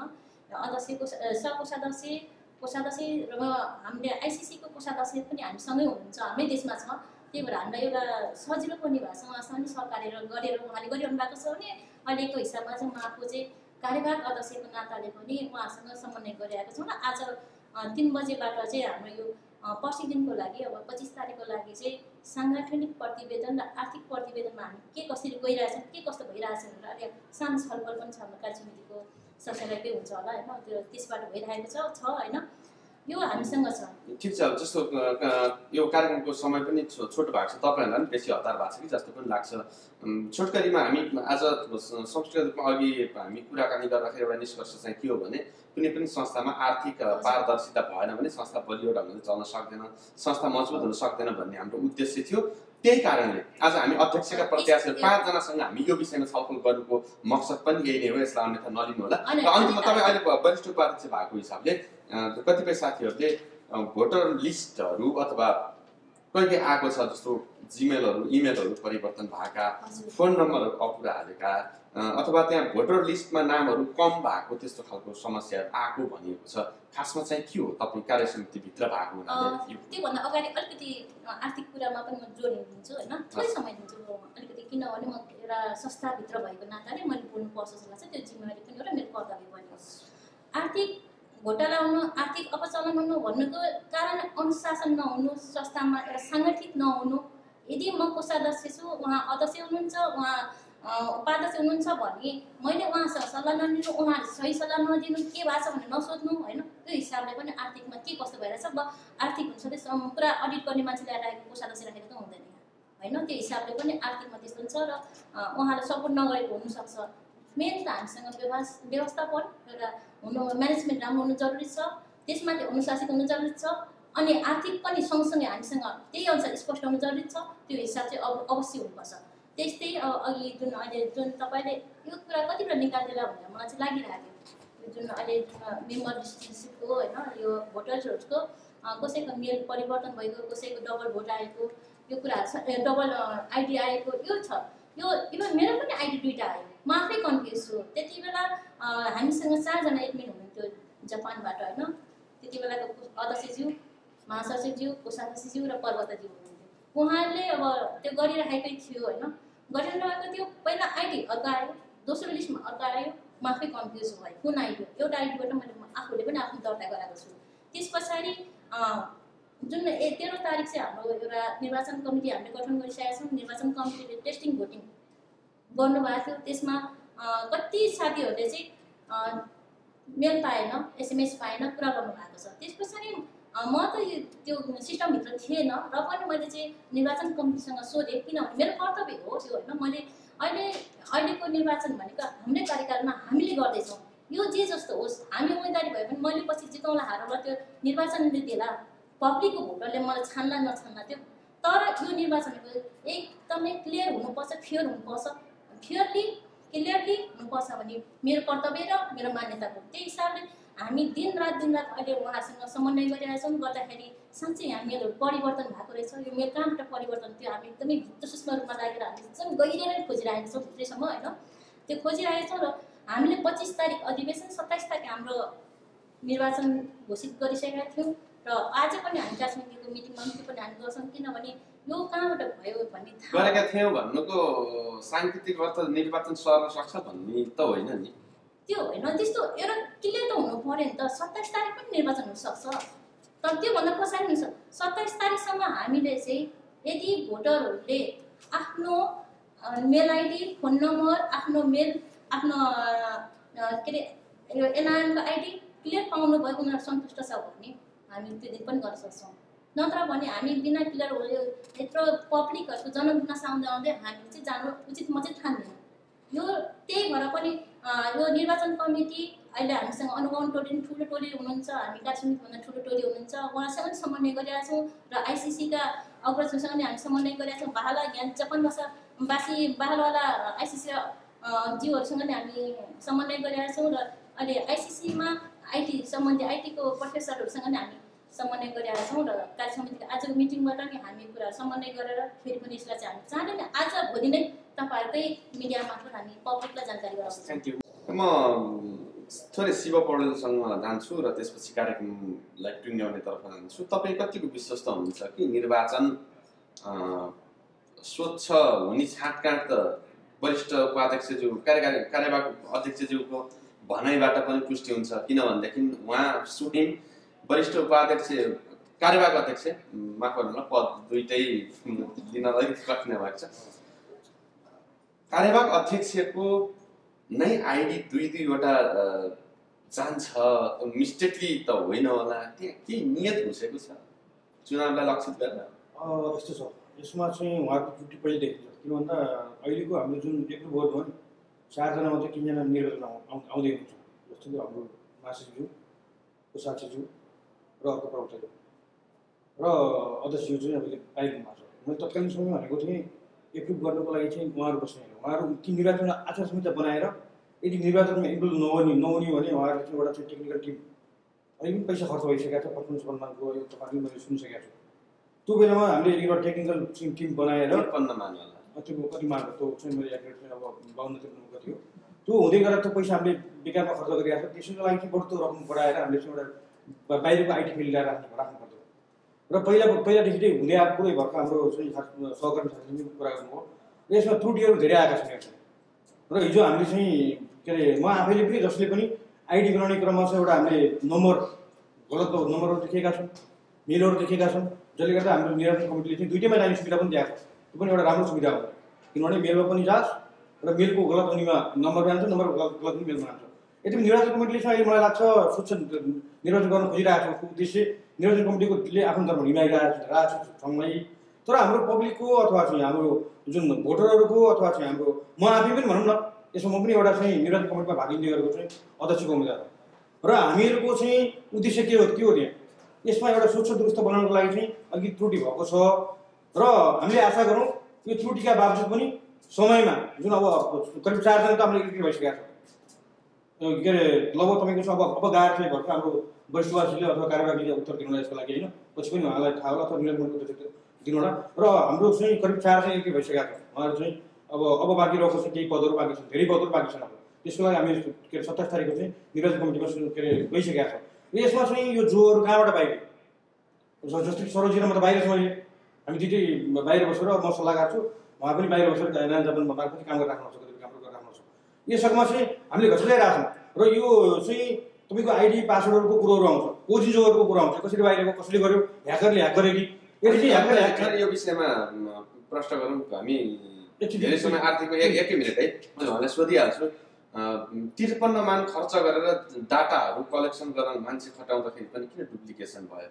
यस्तो हो त्यो तपाईँलाई के भन्छु भने यो डुप्लिकेट भन्नाले चाहिँ कस्तो भयो भने जब हामीले मेम्बरसिप एप्रुभ गरिसकेको नि त्यस पछाडि भएको कुराहरू थियो त यो त हामी त्यो 53 मान दिएर त्यो 53 मान भनेको कस्तो हो भने हामीले चाहिँ जस्तो पहिला 3000 एप्रुभ गर्दा पनि 3000 थियो योभन्दा पहिला कार्यकालमा होइन 3000 गर्दा पनि 17 मान लाग्यो त्यति बेला उहाँ आफू पनि हुन्छ उहाँ चाहिँ म पनि छु त्यति बेला किनभने हामी सबैजना आइटी जानेको मान्छे छैनौँ होइन आइटी जानेको मान्छे छैन त्यसमा जस्तो एक जनाको हेर्नुपर्ने हुन्छ एउटा रसिदले 7 ठाउँ घुमेको छ 7 ठाउँ एउटा रसिद 7 ठाउँ घुम्छ भने एउटा रसिदमा 1000 हुन्छ 1000 ले एउटा मेम्बर बन्नुपर्नेमा 7 ठाउँबाट त्यही रसिद युज गर्छ भने 6000 भोलि फेरि त्यो घोटाला भन्ने आउँछ आउँदैन त्यसको लागि चान्त हेर्नको लागि पनि हामीले चाहिँ कोषाध्यक्षज्यूलाई चाहिँ तपाईँले बरु स्टाफ राखेर पनि चाँडोभन्दा चाँडो मेम्बर्सहरू एकदम फरवार्ड गर्नुपर्छ योलाई चाहिँ एप्रुभ गर्दै जानुहोस् भनेर हामीले कार्य समितिले दिएको उहाँलाई चाहिँ निर्देशन पनि हो त्यति बेला अध्यक्षज्यू पनि हुनुहुन्छ त्यति बेला म मात्र होइन यो हाम्रो कार्य समितिले गरेको निर्णय हो यो अहिले आएर मात्र होइन त्यो काम गर्ने मान्छेहरूलाई चाहिँ हामीले ज्याला होइन उहाँलाई खाजा खर्च हो ट्रान्सपोर्टेसन खर्च हो विज्ञप्ति त्यही लेख्नु भएको त्यो देखाइमा फरक होला होइन त्यो भिन्दै हो किनभने उहाँ लेख्ने महासचिवले लेख्नु भएको हो होइन महासचिवकै तपाईँ पनि त्यहाँ कार्यवाहक अध्यक्ष हो कार्यवाहक त्यही त यही कुराहरू छ नि संस्थामा एउटा त्यो नहुन सक्दा त नहुँदा त अहिले अध्यक्ष बाहिर बस्नु परेको छ तितो हामीले निर्णय गर्नु परेको छ त्यही कुराहरूलाई चाहिँ हामीले यो नराम्रो कुराहरूलाई गतिविधिहरूलाई चाहिँ हामीले सिक्दै यसलाई चाहिँ होइन यसलाई चाहिँ कसरी चाहिँ सुधार्न सकिन्छ भन्ने हिसाबले म यसरी आएको छु नि यही कुराहरू गर्नलाई चाहिँ संस्थालाई स्वच्छ राख्नुपर्छ संस्थामा लागेको घटिनुपर्छ भलै त्यसलाई भन्दाखेरि अध्यक्ष रहँदै गर्दा उहाँलाई संस्थागत कुराले हामीलाई चाहिँ संस्थाको यो प्रतिवेदनले चाहिँ उहाँलाई बाहिर राखेको होइन उहाँको व्यक्तिगत कारणले उहाँलाई राखेको हो नि त हामीले किनभने अझै पनि यो प्रतिवेदनले त हामीलाई पनि मुछेको छ नि त्यसमा त स्पष्ट अनिता गुरुङ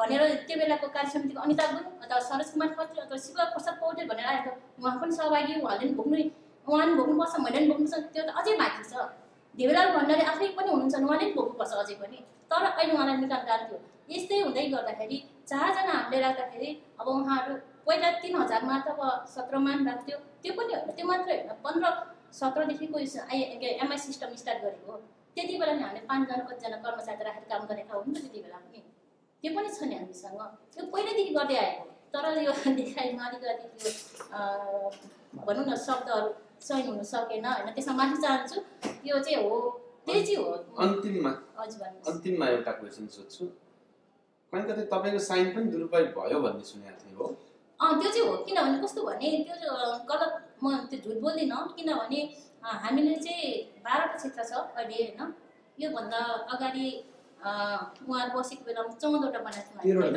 14वटा थियो 14वटा बनाएको थियो 14वटामा पछिबाट फेरि त्यो 9वटा मात्रै भयो फेरि अहिले 3वटा थपिएर 12वटा छ 12वटा क्षेत्रको हामीले सबै अधिवेशन सकायौँ त्यसमा एउटा क्षेत्र चाहिँ विवाद क्षेत्र थियो कि त्यसमा चाहिँ 2जनाले एउटा प्यारल कमिटी बनाएको अब निर्वाचन कमिटीबाट पनि गइसकेको छ त्यो पनि अब हामीले यो एनआर भनेको सामाजिक संस्थामा जो पनि आउन चाहन्छ नि हामी मिलाएर लैजाउँ भनेको त्यो क्षेत्रमा त्यो क्षेत्रको जुन विवादमा चाहिँ म पनि भित्रबाट बुझिरहेको थिएँ अनि त्यहाँबाट हामीसँग अहिले हामीलाई प्रिजर्भ गर्नलाई हामीलाई हेर्नलाई अनुगमन टोली पनि छ अनुगमन टोली त्यसमा पनि आरसी डिआरसी आइसिसी कोषाध्यक्ष सदस्यज्यूहरू सबैजनाले चाहिँ यस्तो कुरा दिइरहेको छ जानकारी दिइरहेको छ भने हामीले निर्वाचन के अरे हामीले मिटिङबाट चाहिँ सबै क्षेत्रलाई चाहिँ हामीले चाहिँ शुभकामना दिने निर्णय गऱ्यौँ त्यो भएको यो त्यस पछाडि महासचिवले कार्यवाहक अध्यक्ष मलाई चाहिँ एउटा पठाइदिनुहोस् साइन पठाइदिनुहोस् भने मैले त्यही बेला हुन्छ म साइन पठाउँछु शुभकामना दिनुलाई त्यो हाम्रो मेरो कुनै पनि कन्जुस आयो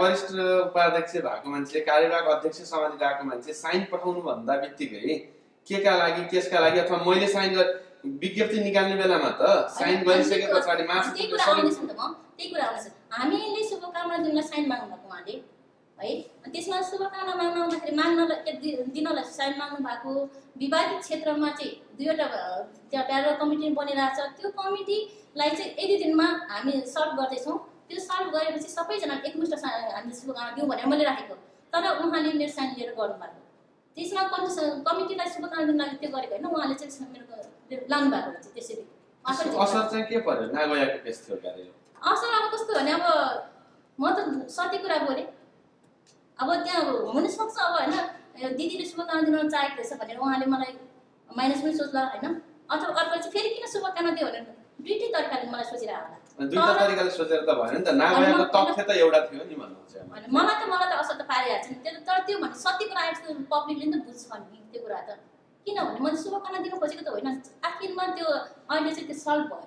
भोलि हामी त्यसलाई त्यहाँ गएर हामी कसम के अरे शपथ पाउँदैछौँ, किनभने अधिवेशन भन्दा अगाडि शपथ पाउनु छ हामीले, त्यो भोलि हामी गर्दैछौँ। हस् धन्यवाद। र अब अन्तिममा सरसुमा खत्रीज्यू, यी कुराहरू सुन्दै गर्दाखेरि तपाईँ कति विश्वस्त हुनुहुन्छ कि निर्वाचन स्वच्छ हुन्छ र त्यो के समयमा हुन्छ, त्यहाँ पनि शङ्का गर्न पर्ने कन्डिसन आइरहेको रहेछ भित्रभित्र, कतिको विश्वस्त हुनुहुन्छ एउटा प्रश्न।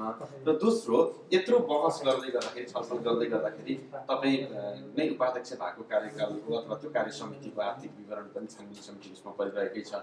मैले अघि पनि भनेको छु यो आर्थिक विवरण नै सबभन्दा संस्थाको मेरुदण्ड हो भनेर आयो हुनाले हामी यसमा अलिक बेसी छलफल गऱ्यौँ।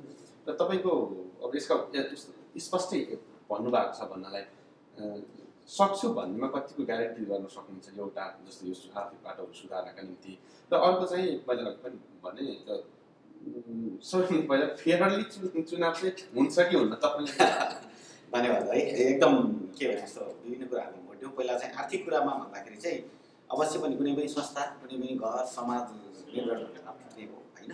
अब जुन बेला मैले भने नि म पदमा भएको बेला मात्र होइन, म एनएन अभियानमा चाहिँ पदमा नगएर विभिन्न योजना, विभिन्न हाम्रो कामहरू विभिन्नमा लागेको छु। त्यो बेलामा यदि काहीँ आर्थिक रूपमा म कसो दोषी ठरेन अवश्य मैले भोग्नुपर्छ, किनभने माछा देख्दाखेरि दुला माछ, सागदेखि पाखा गर्नु हुँदैन हामीले। र मैले नै त्यसरी भोग्छु भन्ने लागेपछि अरू पनि भोग्न तयार हुनु पऱ्यो, सबैजना राम्रो हुनु पऱ्यो। सक्षम भएपछि अलिकति बिस्तारै सोचाइ परिवर्तन यहाँबाट हुन्छ यस्तै विषयलाई। अब यो चाहिँ छोटो यो कुरा भएको आर्थिक बुझ्नु भएको छ। अब अर्को जुन चुनावको कुरा छ, अधिवेशनभन्दा अगाडिदेखि नै विभिन्न कुराहरू म चाहिँ फेरि त्यसमा जान्छु, हल्का जोड्छु म। अध्यक्षज्यूको व्यक्तिगत एउटा बाटो थियो, एउटा चाहिँ संस्थाकै एउटा आर्थिक विभिन्न कुराहरू जुन छ त्यसको बारेमा चाहिँ छानबिन भइरहेछ, त्यसको आफै आउला। र अहिले अधिवेशन त्यही बेलामा पनि यहाँले कतिको मार्ग हुनु त मभन्दा धेरै यहाँ चाहिँ मिडियामा लाग्नु भएको भएर त्यो खोजी हेर्नुहुन्छ होला, अहिले पनि छ होला सायदै। एनआइएमको फेसबुकमा लेखिएको पनि थियो निर्वाचन कमिटीबाट चाहिँ चुनाव अधिवेशन गर्न हामी सक्ला नसक्ला केही तयारी गरौँ नि, के भन्दाखेरि भित्री वातावरणहरू उहाँलाई थाहा थियो। त्यही पनि निर्वाचन कमिटीमा एकदम सक्षम व्यक्ति, एकदम बौद्धिक वर्गहरू हुनुहुन्छ उहाँ कमिटीमा, अलिकति चेन्ज पनि भयो बिचमा, यहाँलाई नि ज्ञान छँदैछ होइन। र अहिलेको जुन हिसाब मेरो त तपाईँहरू जस्तो भनौँ मिडियामा लेखेर पत्रिका चलाउनु तपाईँहरू कलम जस्तो मेरो चाहिँ फेसबुक एउटा आफैले देखाएको छु, मैले लेखेँ, सायद सबैले हेर्नुपर्ने हुन्छ होला। सायद 1-1.5 हप्ता अगाडि मैले यो बारेमा स्पष्ट लेखिदिएको छु, त्यहाँ फोटो तस्बिर सहित हालेँ। जुन कुरा निर्वाचन कमिटीबाट इन्डाइरेक्ट कुराले रूपले त्यही नै हो त्यो कुरा। किन त भन्दा हाम्रो सबै डाटा गएको आइसिसीमा हो, एमआइएस सिस्टम अनुसारको उहाँ दिदीहरूले भन्नुभएको, शिवजीले भन्नुभएको जस्तै सबैले चाहिँ त्यो चेक गरेर त्यहाँ गइसकेपछि हाम्रो कोचिङ हो त्यहाँ गयो। त्यो पछि निर्वाचन कमिटीलाई दिने डाटामा यो बोकेर जाऊ है भनेर कसैलाई दिएको थियो, महासचिव जनक विक्रम साईजीलाई। उहाँले दिएको डाटा अब कहाँबाट उहाँ आफै पदमा उम्मेदवारी दिएर आइरहनु भएको छ, यो सामान यहाँ ओकुमोबाट बोकेर सिन्जुक जाऊ भन्दाखेरि यहाँ चाहिँ इम्पोर्टेन्ट चिज छ र साँचो पनि उहाँलाई त्यसरी उहाँले खोलेर हेर्नुहुने केही विश्वास थिएन। र फलत त्यसैको के हो, निर्वाचनमा फेरि हेर्नुहोस् तपाईँहरू 9004 जुनमा जुन इमेल र एसएमएस गरिन्छ, त कतिलाई थाहा छैन, दोहो मेल र दोहो एसएमएस हुन्छ, त्यो सिस्टमबाट गरिँदैछ। त्यसमा चाहिँ 1000 त उहाँले पठाउन सक्दिनँ भनेर पहिल्यै भनिसक्नु भएको छ निर्वाचन कमिटीले, खुलस्त भन्नुभएको छ निर्वाचन कमिटीले। र मैले निर्वाचन कमिटीलाई टार्गेट गरेर एउटा स्ट्याटस पनि ल्याएको थिएँ, ताकि अहिलेको यत्रो सक्षम निर्वाचन कमिटीलाई भोलि निर्वाचनको परिणाम आउँदाखेरि तलमाथि हुँदा आरोप कसैले लाउन नसकुन् भनेर मैले एउटा लेखिदिएको थिएँ। अब मैले भन्न खोजेको के भन्दाखेरि हालको दिनहरूमा यो हप्तामा सबैले बुझ्नु भएको छ, निर्वाचन कमिटीले एउटा चाहिँ डोमी एउटा मेल पठायो हामीलाई, कतिलाई आयो कतिलाई आएन, राम श्याम हरि सबैको छ, नाम छ नि त्यहाँ, कसैकोमा आएन भने मेरो आफ्नै नजिकका मान्छेहरू हुन्छ। अस्ति शिवजी र म सँगै बस्दा पनि एक ठाउँ त्यस्तो कुराहरू पनि आयो। यस्तो स्थिति छ कि अहिले फेसबुकमा पनि त्यो डाटा आइसक्यो, तपाईँको मेरो उहाँको त्यहाँ मेल एड्रेसमा तल पछाडि थोप्ला ABCD थपघट गरिएको छ, त्यो उहाँहरूलाई डाटा छ। उहाँहरू भोलि त्यो निर्वाचनको दिन चाहिँ ल्यापटप खोल्नुहुन्छ, को व्यक्तिहरू बस्नुहुन्छ र उहाँहरूले हामीहरू तपाईँहरू सबैको भोट हाल्नुहुन्छ। त्यही यो निर्वाचन चाहिँ कहिले पनि यो चाहिँ क्लियरली रिजल्ट आउने कुरै छैन। हामी अहिले 5 जनामा छौँ, कतातिर ठोकिन्छ थाहा छैन, कसले राम्रो के गर्नु थाहा छैन। मैले हिजो भर्खर खबर पाए अनुसार अहिले जो व्यक्तिहरू त्यसमा एट्याच हुनुहुन्छ उहाँहरूले सोधेर तिमीले कतिजना बनायो, कसरी बनायो, तिम्रो चाहिँ ठिक छ कि छैन पहिला चेक गर है, तिमीलाई मेल आइसकेको छ भनिसकेको छ। किनकि उहाँलाई थाहा छ जापानमा बसेको त्यो 9004 मध्ये भोटर लिस्टमा त्यहाँ आएको नाम सबैले स्कोर गरेर हेरिसकेको छ। तपाईँको आयो आएन तपाईँ हेर्नुहोस् त्यहाँ, र कतिको भोटर लिस्टमा नाम छ मेल आएको छैन, इभन इफ मेसेज पनि आएको छैन। र तपाईँलाई यो मिडियामा म के भन्न चाहन्छु, दो मेसेज जाँदाखेरि 0305 वालामा कहिले पनि जाँदैन र उहाँले बनाउँदाखेरि र चेन्ज गर्दाखेरि 080 मेरो डाटा पछाडि नम्बर छ भने 080 030 गरिदिनु भएको छ 050 गरिदिनु भएको छ। इभन मेरो छ हैन मेरो गर्यो भने त मैले बाँकी राख्दिनँ कहीँ पनि र मैले बुझेअनुसारको त्यहाँ आइसिसीको आइटी चलाउने व्यक्तिसँग कुराकानी गर्दा यो एउटा चाहिँ मिस्टेक भएर छ तपाईँको जुन कुरा थियो त्यसमा चेन्ज भएको छ भने आइसकेपछि 9000 चान्सु नै खस्नु भन्दा नि एउटा मात्रै मत पनि तलमाथि हुनु भनेको कसैको पनि जापानवासी सबै त्यो भोटरले मलाई हाल्थ्यो उहाँलाई हाल्थ्यो उहाँलाई हामीलाई थाहा छैन कसलाई हाल्छ थाहा छैन तर उहाँको भोटको नैसर्गिक अधिकार यो रोक्नको सुरक्षित गर्नको लागि सही व्यक्ति आउनको लागि पनि यो हतारमा चुनाव गर्नुपर्ने स्थिति मैले देखेको छैन र यसले राम्रो परिणाम आउँदैन। किन त भन्दाखेरि यी यस्तो कुराहरू हुँदाखेरि म जित्छु उहाँ जित्छु उहाँ जित्छु उहाँ जित्छु भन्दा होइन अध्यक्षमा त जितेर भएन अरू पदमा पनि त्यही अनुसार हुनु पर्यो नि। किनभने हाम्रो अहिलेको सिस्टम भनेको त तपाईँ र म घरमा बस्छौँ 27 तारिक हाम्रो मेल अथवा मेसेज चेक गर्छौँ मेल अथवा मेसेजमा निर्वाचन कमिटीले दिएको मतपत्र आएन भने हामीले कसरी भोट हाल्छौँ मतदाताले कसरी भोट हाल्छौँ। त्यही भएर अब अहिले यी कुराहरू मैले किनभने बाहिर बुझेको अनुसार पनि थिएँ म कमिटीमा छैन अहिले भर्खरै पनि हामीसँग बस्नुभएको कार्यवाहक अध्यक्ष अन्तादिले भन्नुभयो उहाँलाई पनि आत्मविश्वास छैन सही कुरा हो कि उहाँले पनि अहिलेको निर्वाचन त्यसमा जस्तो अनिताजीको निर्वाचन कमिटीसँग कुराकानी हुने अथवा यी कुराहरू अलिकति सतहमा आइरहेका छन् यसलाई सुधार्नको निम्ति अथवा यसको विषयमा बुझ्ने के प्रयत्न गर्नुभयो के भन्नु हामी गरिरहेको छौँ। हामी यतिसम्म भइरहेछ कि यो 5 दिन जति होला न रात न निद्रा छ न दिउँसो सुत्नु के अरे खान पाइन्छ होइन यो किनभने अहिले हामीले अब 10,000 भनेको त हामीले त यो 10,000 मेम्बर भनेको त 1 लाख पिपुलबाट आएको मेम्बर हो नि त होइन उहाँहरूको एउटा कोजिन्जो पनि कुरा छ उहाँको नैसर्गिक अधिकारको कुरा पनि छ यो कुरा म कार्य समितिभित्र भएको व्यक्ति भए पनि होइन मलाई नै थाहा छैन तर जब यो ट्रायल भोटिङ स्टार्ट भयो नि 13 तारिक त्यति बेला के भयो भने त्यति बेला मैले उहाँ निर्वाचन कमिटीका प्रमुख आयुक्तसँग कुरा गर्दाखेरि उहाँले भन्नुभयो 1200 जति म चाहिँ फर्केर आएँ गएन के गएन तर बाहिर सुन्दाखेरि पब्लिकले सुन्दाखेरि धेरैको आएको छैन उहाँको भनेर भन्दा नि बाहिर त 3000 4000 त्यस्तै 40% जति मान्छेको आएको छैन कि त्यो भनेपछि त यो पैसा के त्यो मेल कहाँ गयो त मेल त गयो निर्वाचन कमिटीबाट मेल गयो तर सम्बन्धित व्यक्तिलाई नआएपछि भित्र लागेर हामीले खोजी गर्दाखेरि उहाँले भने जस्तै उहाँले पनि सुनेको जस्तै र हामीले पनि सुनेको अझै पनि देखेको छैनौँ होइन मतलब 27 गते चुनाव हुने सम्भावना एकदम कम र चुनावै भएर मत परिणाम आए पनि नगएको जस्तो विवादित हुने सम्भावना बेसी छ हवस् यही कुरा चाहिँ हामीले चाहिँ मेरो अहिले कार्य समितिमा भएको नाताले वरिष्ठ उपाध्यक्षको नाताले र कार्यवाहक अध्यक्षको नाताले म उम्मेदवारी भन्दा पनि आफ्नो उम्मेदवारी भन्दा पनि म कार्य समितिमा भएको नाताले र मेरो कार्यकालमा चाहिँ यो निर्वाचन हुनलाई फेयर चुनाव हुनुपर्छ भनेर मेरो माग छ र जति एउटा भोटरहरूको एउटा मेल लिस्टहरू छ मिस्टेक भएको छ अथवा त्यो चेन्ज गरिदिएको छ त्यो चाहिँ सबै भोटर लिस्टले चाहिँ आफ्नो मेल सुरक्षित राख्नु पाउनुपर्छ अनि मात्र चुनावमा जाउँ भन्ने मेरो चाहिँ माग छ उहाँसँग। हस् तपाईहरु सबैलाई यो समय दिनुभयो त्यसका लागि धेरै धेरै धन्यवाद व्यक्त गर्छौं र 5 जना उम्मेदवारहरू हुनुहुन्छ 5 जना जितेर आउनुस् हामी 5 जनालाई अध्यक्षको रूपमा स्वागत गर्न पाइयोस्। नेपाल पत्रकार महासंघका तर्फबाट तपाईहरुलाई हार्दिक शुभकामना छ र आज हामी जति बहस र छलफल गरेका छौं यसलाई हल्का रूपमा नलिनु होला किनकि तपाईहरुको संस्था बलियो हुनु भनेको हामी पनि बलियो हुनु एक नेपालीको नाताले म यो भन्छु र अझै पत्रकार हुँदै गर्दाखेरि कहिलेकाहीँ विदेशहरुबाट फोन गरेर जापानको एनआरएनए के हो भनेर सोध्दै गर्दाखेरि हामीले पनि शिर थोरै तपाईहरुको जति त नहोला तर के हद शिर झुक्छ जस्तो लागेर हामी यी कम्तीमा यी कुराहरु चाहिँ टुङ्गिनुपर्छ अथवा समाधान हुनुपर्छ भन्ने हिसाबले बहस गरेका हौं। यो बहसका क्रममा कहीँ कतै मबाट कार्यक्रम सञ्चालनका क्रममा त्रुटि भएको भए क्षमा माग्छु र तपाईहरु सबैलाई जितको शुभकामना सहित आजलाई बिदा गर्छु। धन्यवाद। यो पत्रकार महासंघ भनेको चाहिँ मलाई चाहिँ महासंघ मात्र हैन पत्रकार हुनु साथै मलाई चाहिँ एउटा हाम्रो शरीरमा एउटा नसा हुन्छ नि ब्लडको हैन रगतको नसा हुन्छ नि त्यो जस्तो लाग्छ किनभने म त्यो रूपले हेर्छु पत्रकारले गर्दा नै हामीहरूले उहाँको शब्द मेरो शब्द उहाँको शब्द अथवा कोही व्यक्तिको शब्द चाहिँ समाजमा पुर्याइदिन्छ नि त हैन त्यसैले तपाईहरुको यो आजको कार्यक्रममा एकदम हामी उहाँको तर्फबाट र बाहिर दुईजना साथीको तर्फबाट र अन्य उम्मेदवारको तर्फबाट हार्दिक धन्यवाद दिन चाहन्छु। सरोजी शिवजी धन्यवाद दिदी। सम्पूर्ण पत्रकार साथीहरू मिडिया हेरेर बस्नुहुने हाम्रो दर्शकवृन्दहरू र हाम्रो भर्चुअलबाट दुईजना हाम्रा सहयोगीहरू आउनुभयो त्यसपछि हाम्रो सरोजी दिदी लगायत सम्पूर्ण हाम्रो 4 जना मोबाइल 4 जनालाई पनि अग्रिम बधाई र म आफूले पनि अग्रिम बधाई दिँदै सम्पूर्णलाई यो निर्वाचन चाहिँ स्वच्छ रूपमा जाओस् र हामीले त्यो आश गरौँ। अझै पनि धेरै कुराहरू चाहिँ बिग्रेको कुरा आइसके पनि टाइम छ अझै पनि एक हप्तामा धेरै कुराहरू चाहिँ सल्टियोस् र किनभने 4 जना चाहिँ इलेक्टेड भएर आइसकेको अवस्था पनि छ।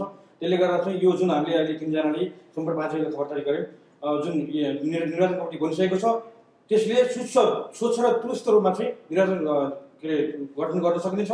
यदि चाहिँ अगाडि मैले भनेको थिएँ यदि साँच्चै नै ह्याकरले केही गरे हो भने निर्वाचन सरोस् तर स्वच्छ बनोस् र होइन भने पनि टाइममा बनोस् र फेरि पनि सम्पूर्णलाई हार्दिक बधाई ज्ञापन गर्न चाहन्छु।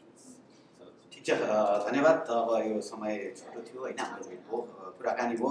अवश्य पनि अब यो एनएमप्रति एउटा चाहिँ जसले आस्था राख्नु भएको छ, जसले राम्रो हुनुहुन्छ भन्छ सबैजना चाहिँ यो चुनावको लागि अधिवेशनमा होइन भाग लिन चाहिँ सबै तयार हुनु भएको छ।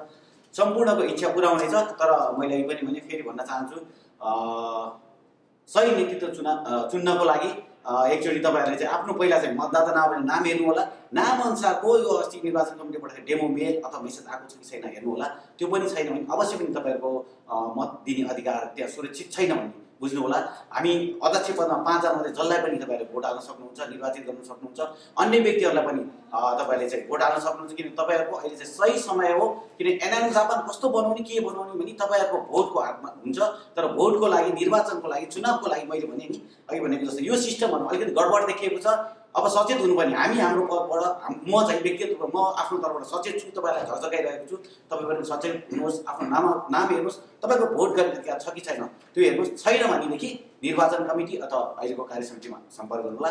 र फेरि पनि यहाँ सम्पूर्णलाई धेरै धेरै धन्यवाद। हस् आदरणीय दर्शकहरू, आज हामी एनआरएन जापानको आसन्न निर्वाचनका निम्ति अध्यक्ष पदमा उम्मेदवारी दिनुभएका 5 जना उम्मेदवारहरूसँग कुराकानी गरेका छौँ। यसअघि हामी कोषाध्यक्ष र महासचिवका उम्मेदवारहरूसँग पनि कुराकानी गरेका छौँ। मैले अघि नै पनि बताएको छु कि यो कार्यक्रमको उद्देश्य के हो भन्ने विषयमा हामी कसैप्रति आग्रह पूर्वाग्रह राखिराख्नु पनि जरुरत छैन। जो आए पनि हाम्रै समाजबाट हाम्रै दाजुभाइ नै आउने हो, यसमा कुनै समस्याको विषय होइन। तैपनि हाम्रो अलिकति संस्कार पनि हुनसक्छ, हाम्रो माटो हावापानीले त्यो अलिकति त्यही खालको जिन डेभलप भएको पनि हुनसक्छ। हामी आज प्रतिबद्धता व्यक्त गर्छौँ, भोलि तुरुन्त भुलिहाल्छौँ। त्यो नहोस् भनेर नै आज हामीले एनआरएनका सबै लगभग सम्भवतः हामी अध्यक्षदेखि वरिष्ठ उपाध्यक्षदेखि हामी सबैसँग कुराकानी गरिरहेका छौँ विभिन्न चरणमा र विभिन्न माध्यमबाट। यसको एउटै मात्र मकसद हो कि हामीलाई क्वेसन सोध्ने कोही छ है, अथवा हामीले हिजो यो बोलेका छौँ यो कुराहरू हामी आगामी दिनमा पनि पुरा गर्न आवश्यक छ। नत्र भने यो जुन गर्छु भनेर प्रतिबद्धता व्यक्त गरिएको थियो यो विषयमा किन गरिएन अथवा के भयो भनेर फेरि भोलि पनि क्वेसन अवश्य उठ्नेछ भन्ने बुझाउनका निम्ति पनि यो कार्यक्रम आवश्यक थियो र तसर्थ गरिएको हो। नेपाल पत्रकार महासङ्घ जापान शाखाले आयोजना गरेको यो कार्यक्रममा आइदिनुभएका सम्पूर्ण अतिथिहरू प्रति हार्दिक आभार गर्छु। अध्यक्षका उम्मेदवारहरू, उपाध्यक्षको थिएन आज कार्यक्रम, र महासचिव र कोषाध्यक्षहरू र सम्पूर्ण उम्मेदवारहरूलाई जितको शुभकामना दिन्छु र यो कार्यक्रम यही समापन भएको जानकारी गराउन चाहन्छु। धन्यवाद।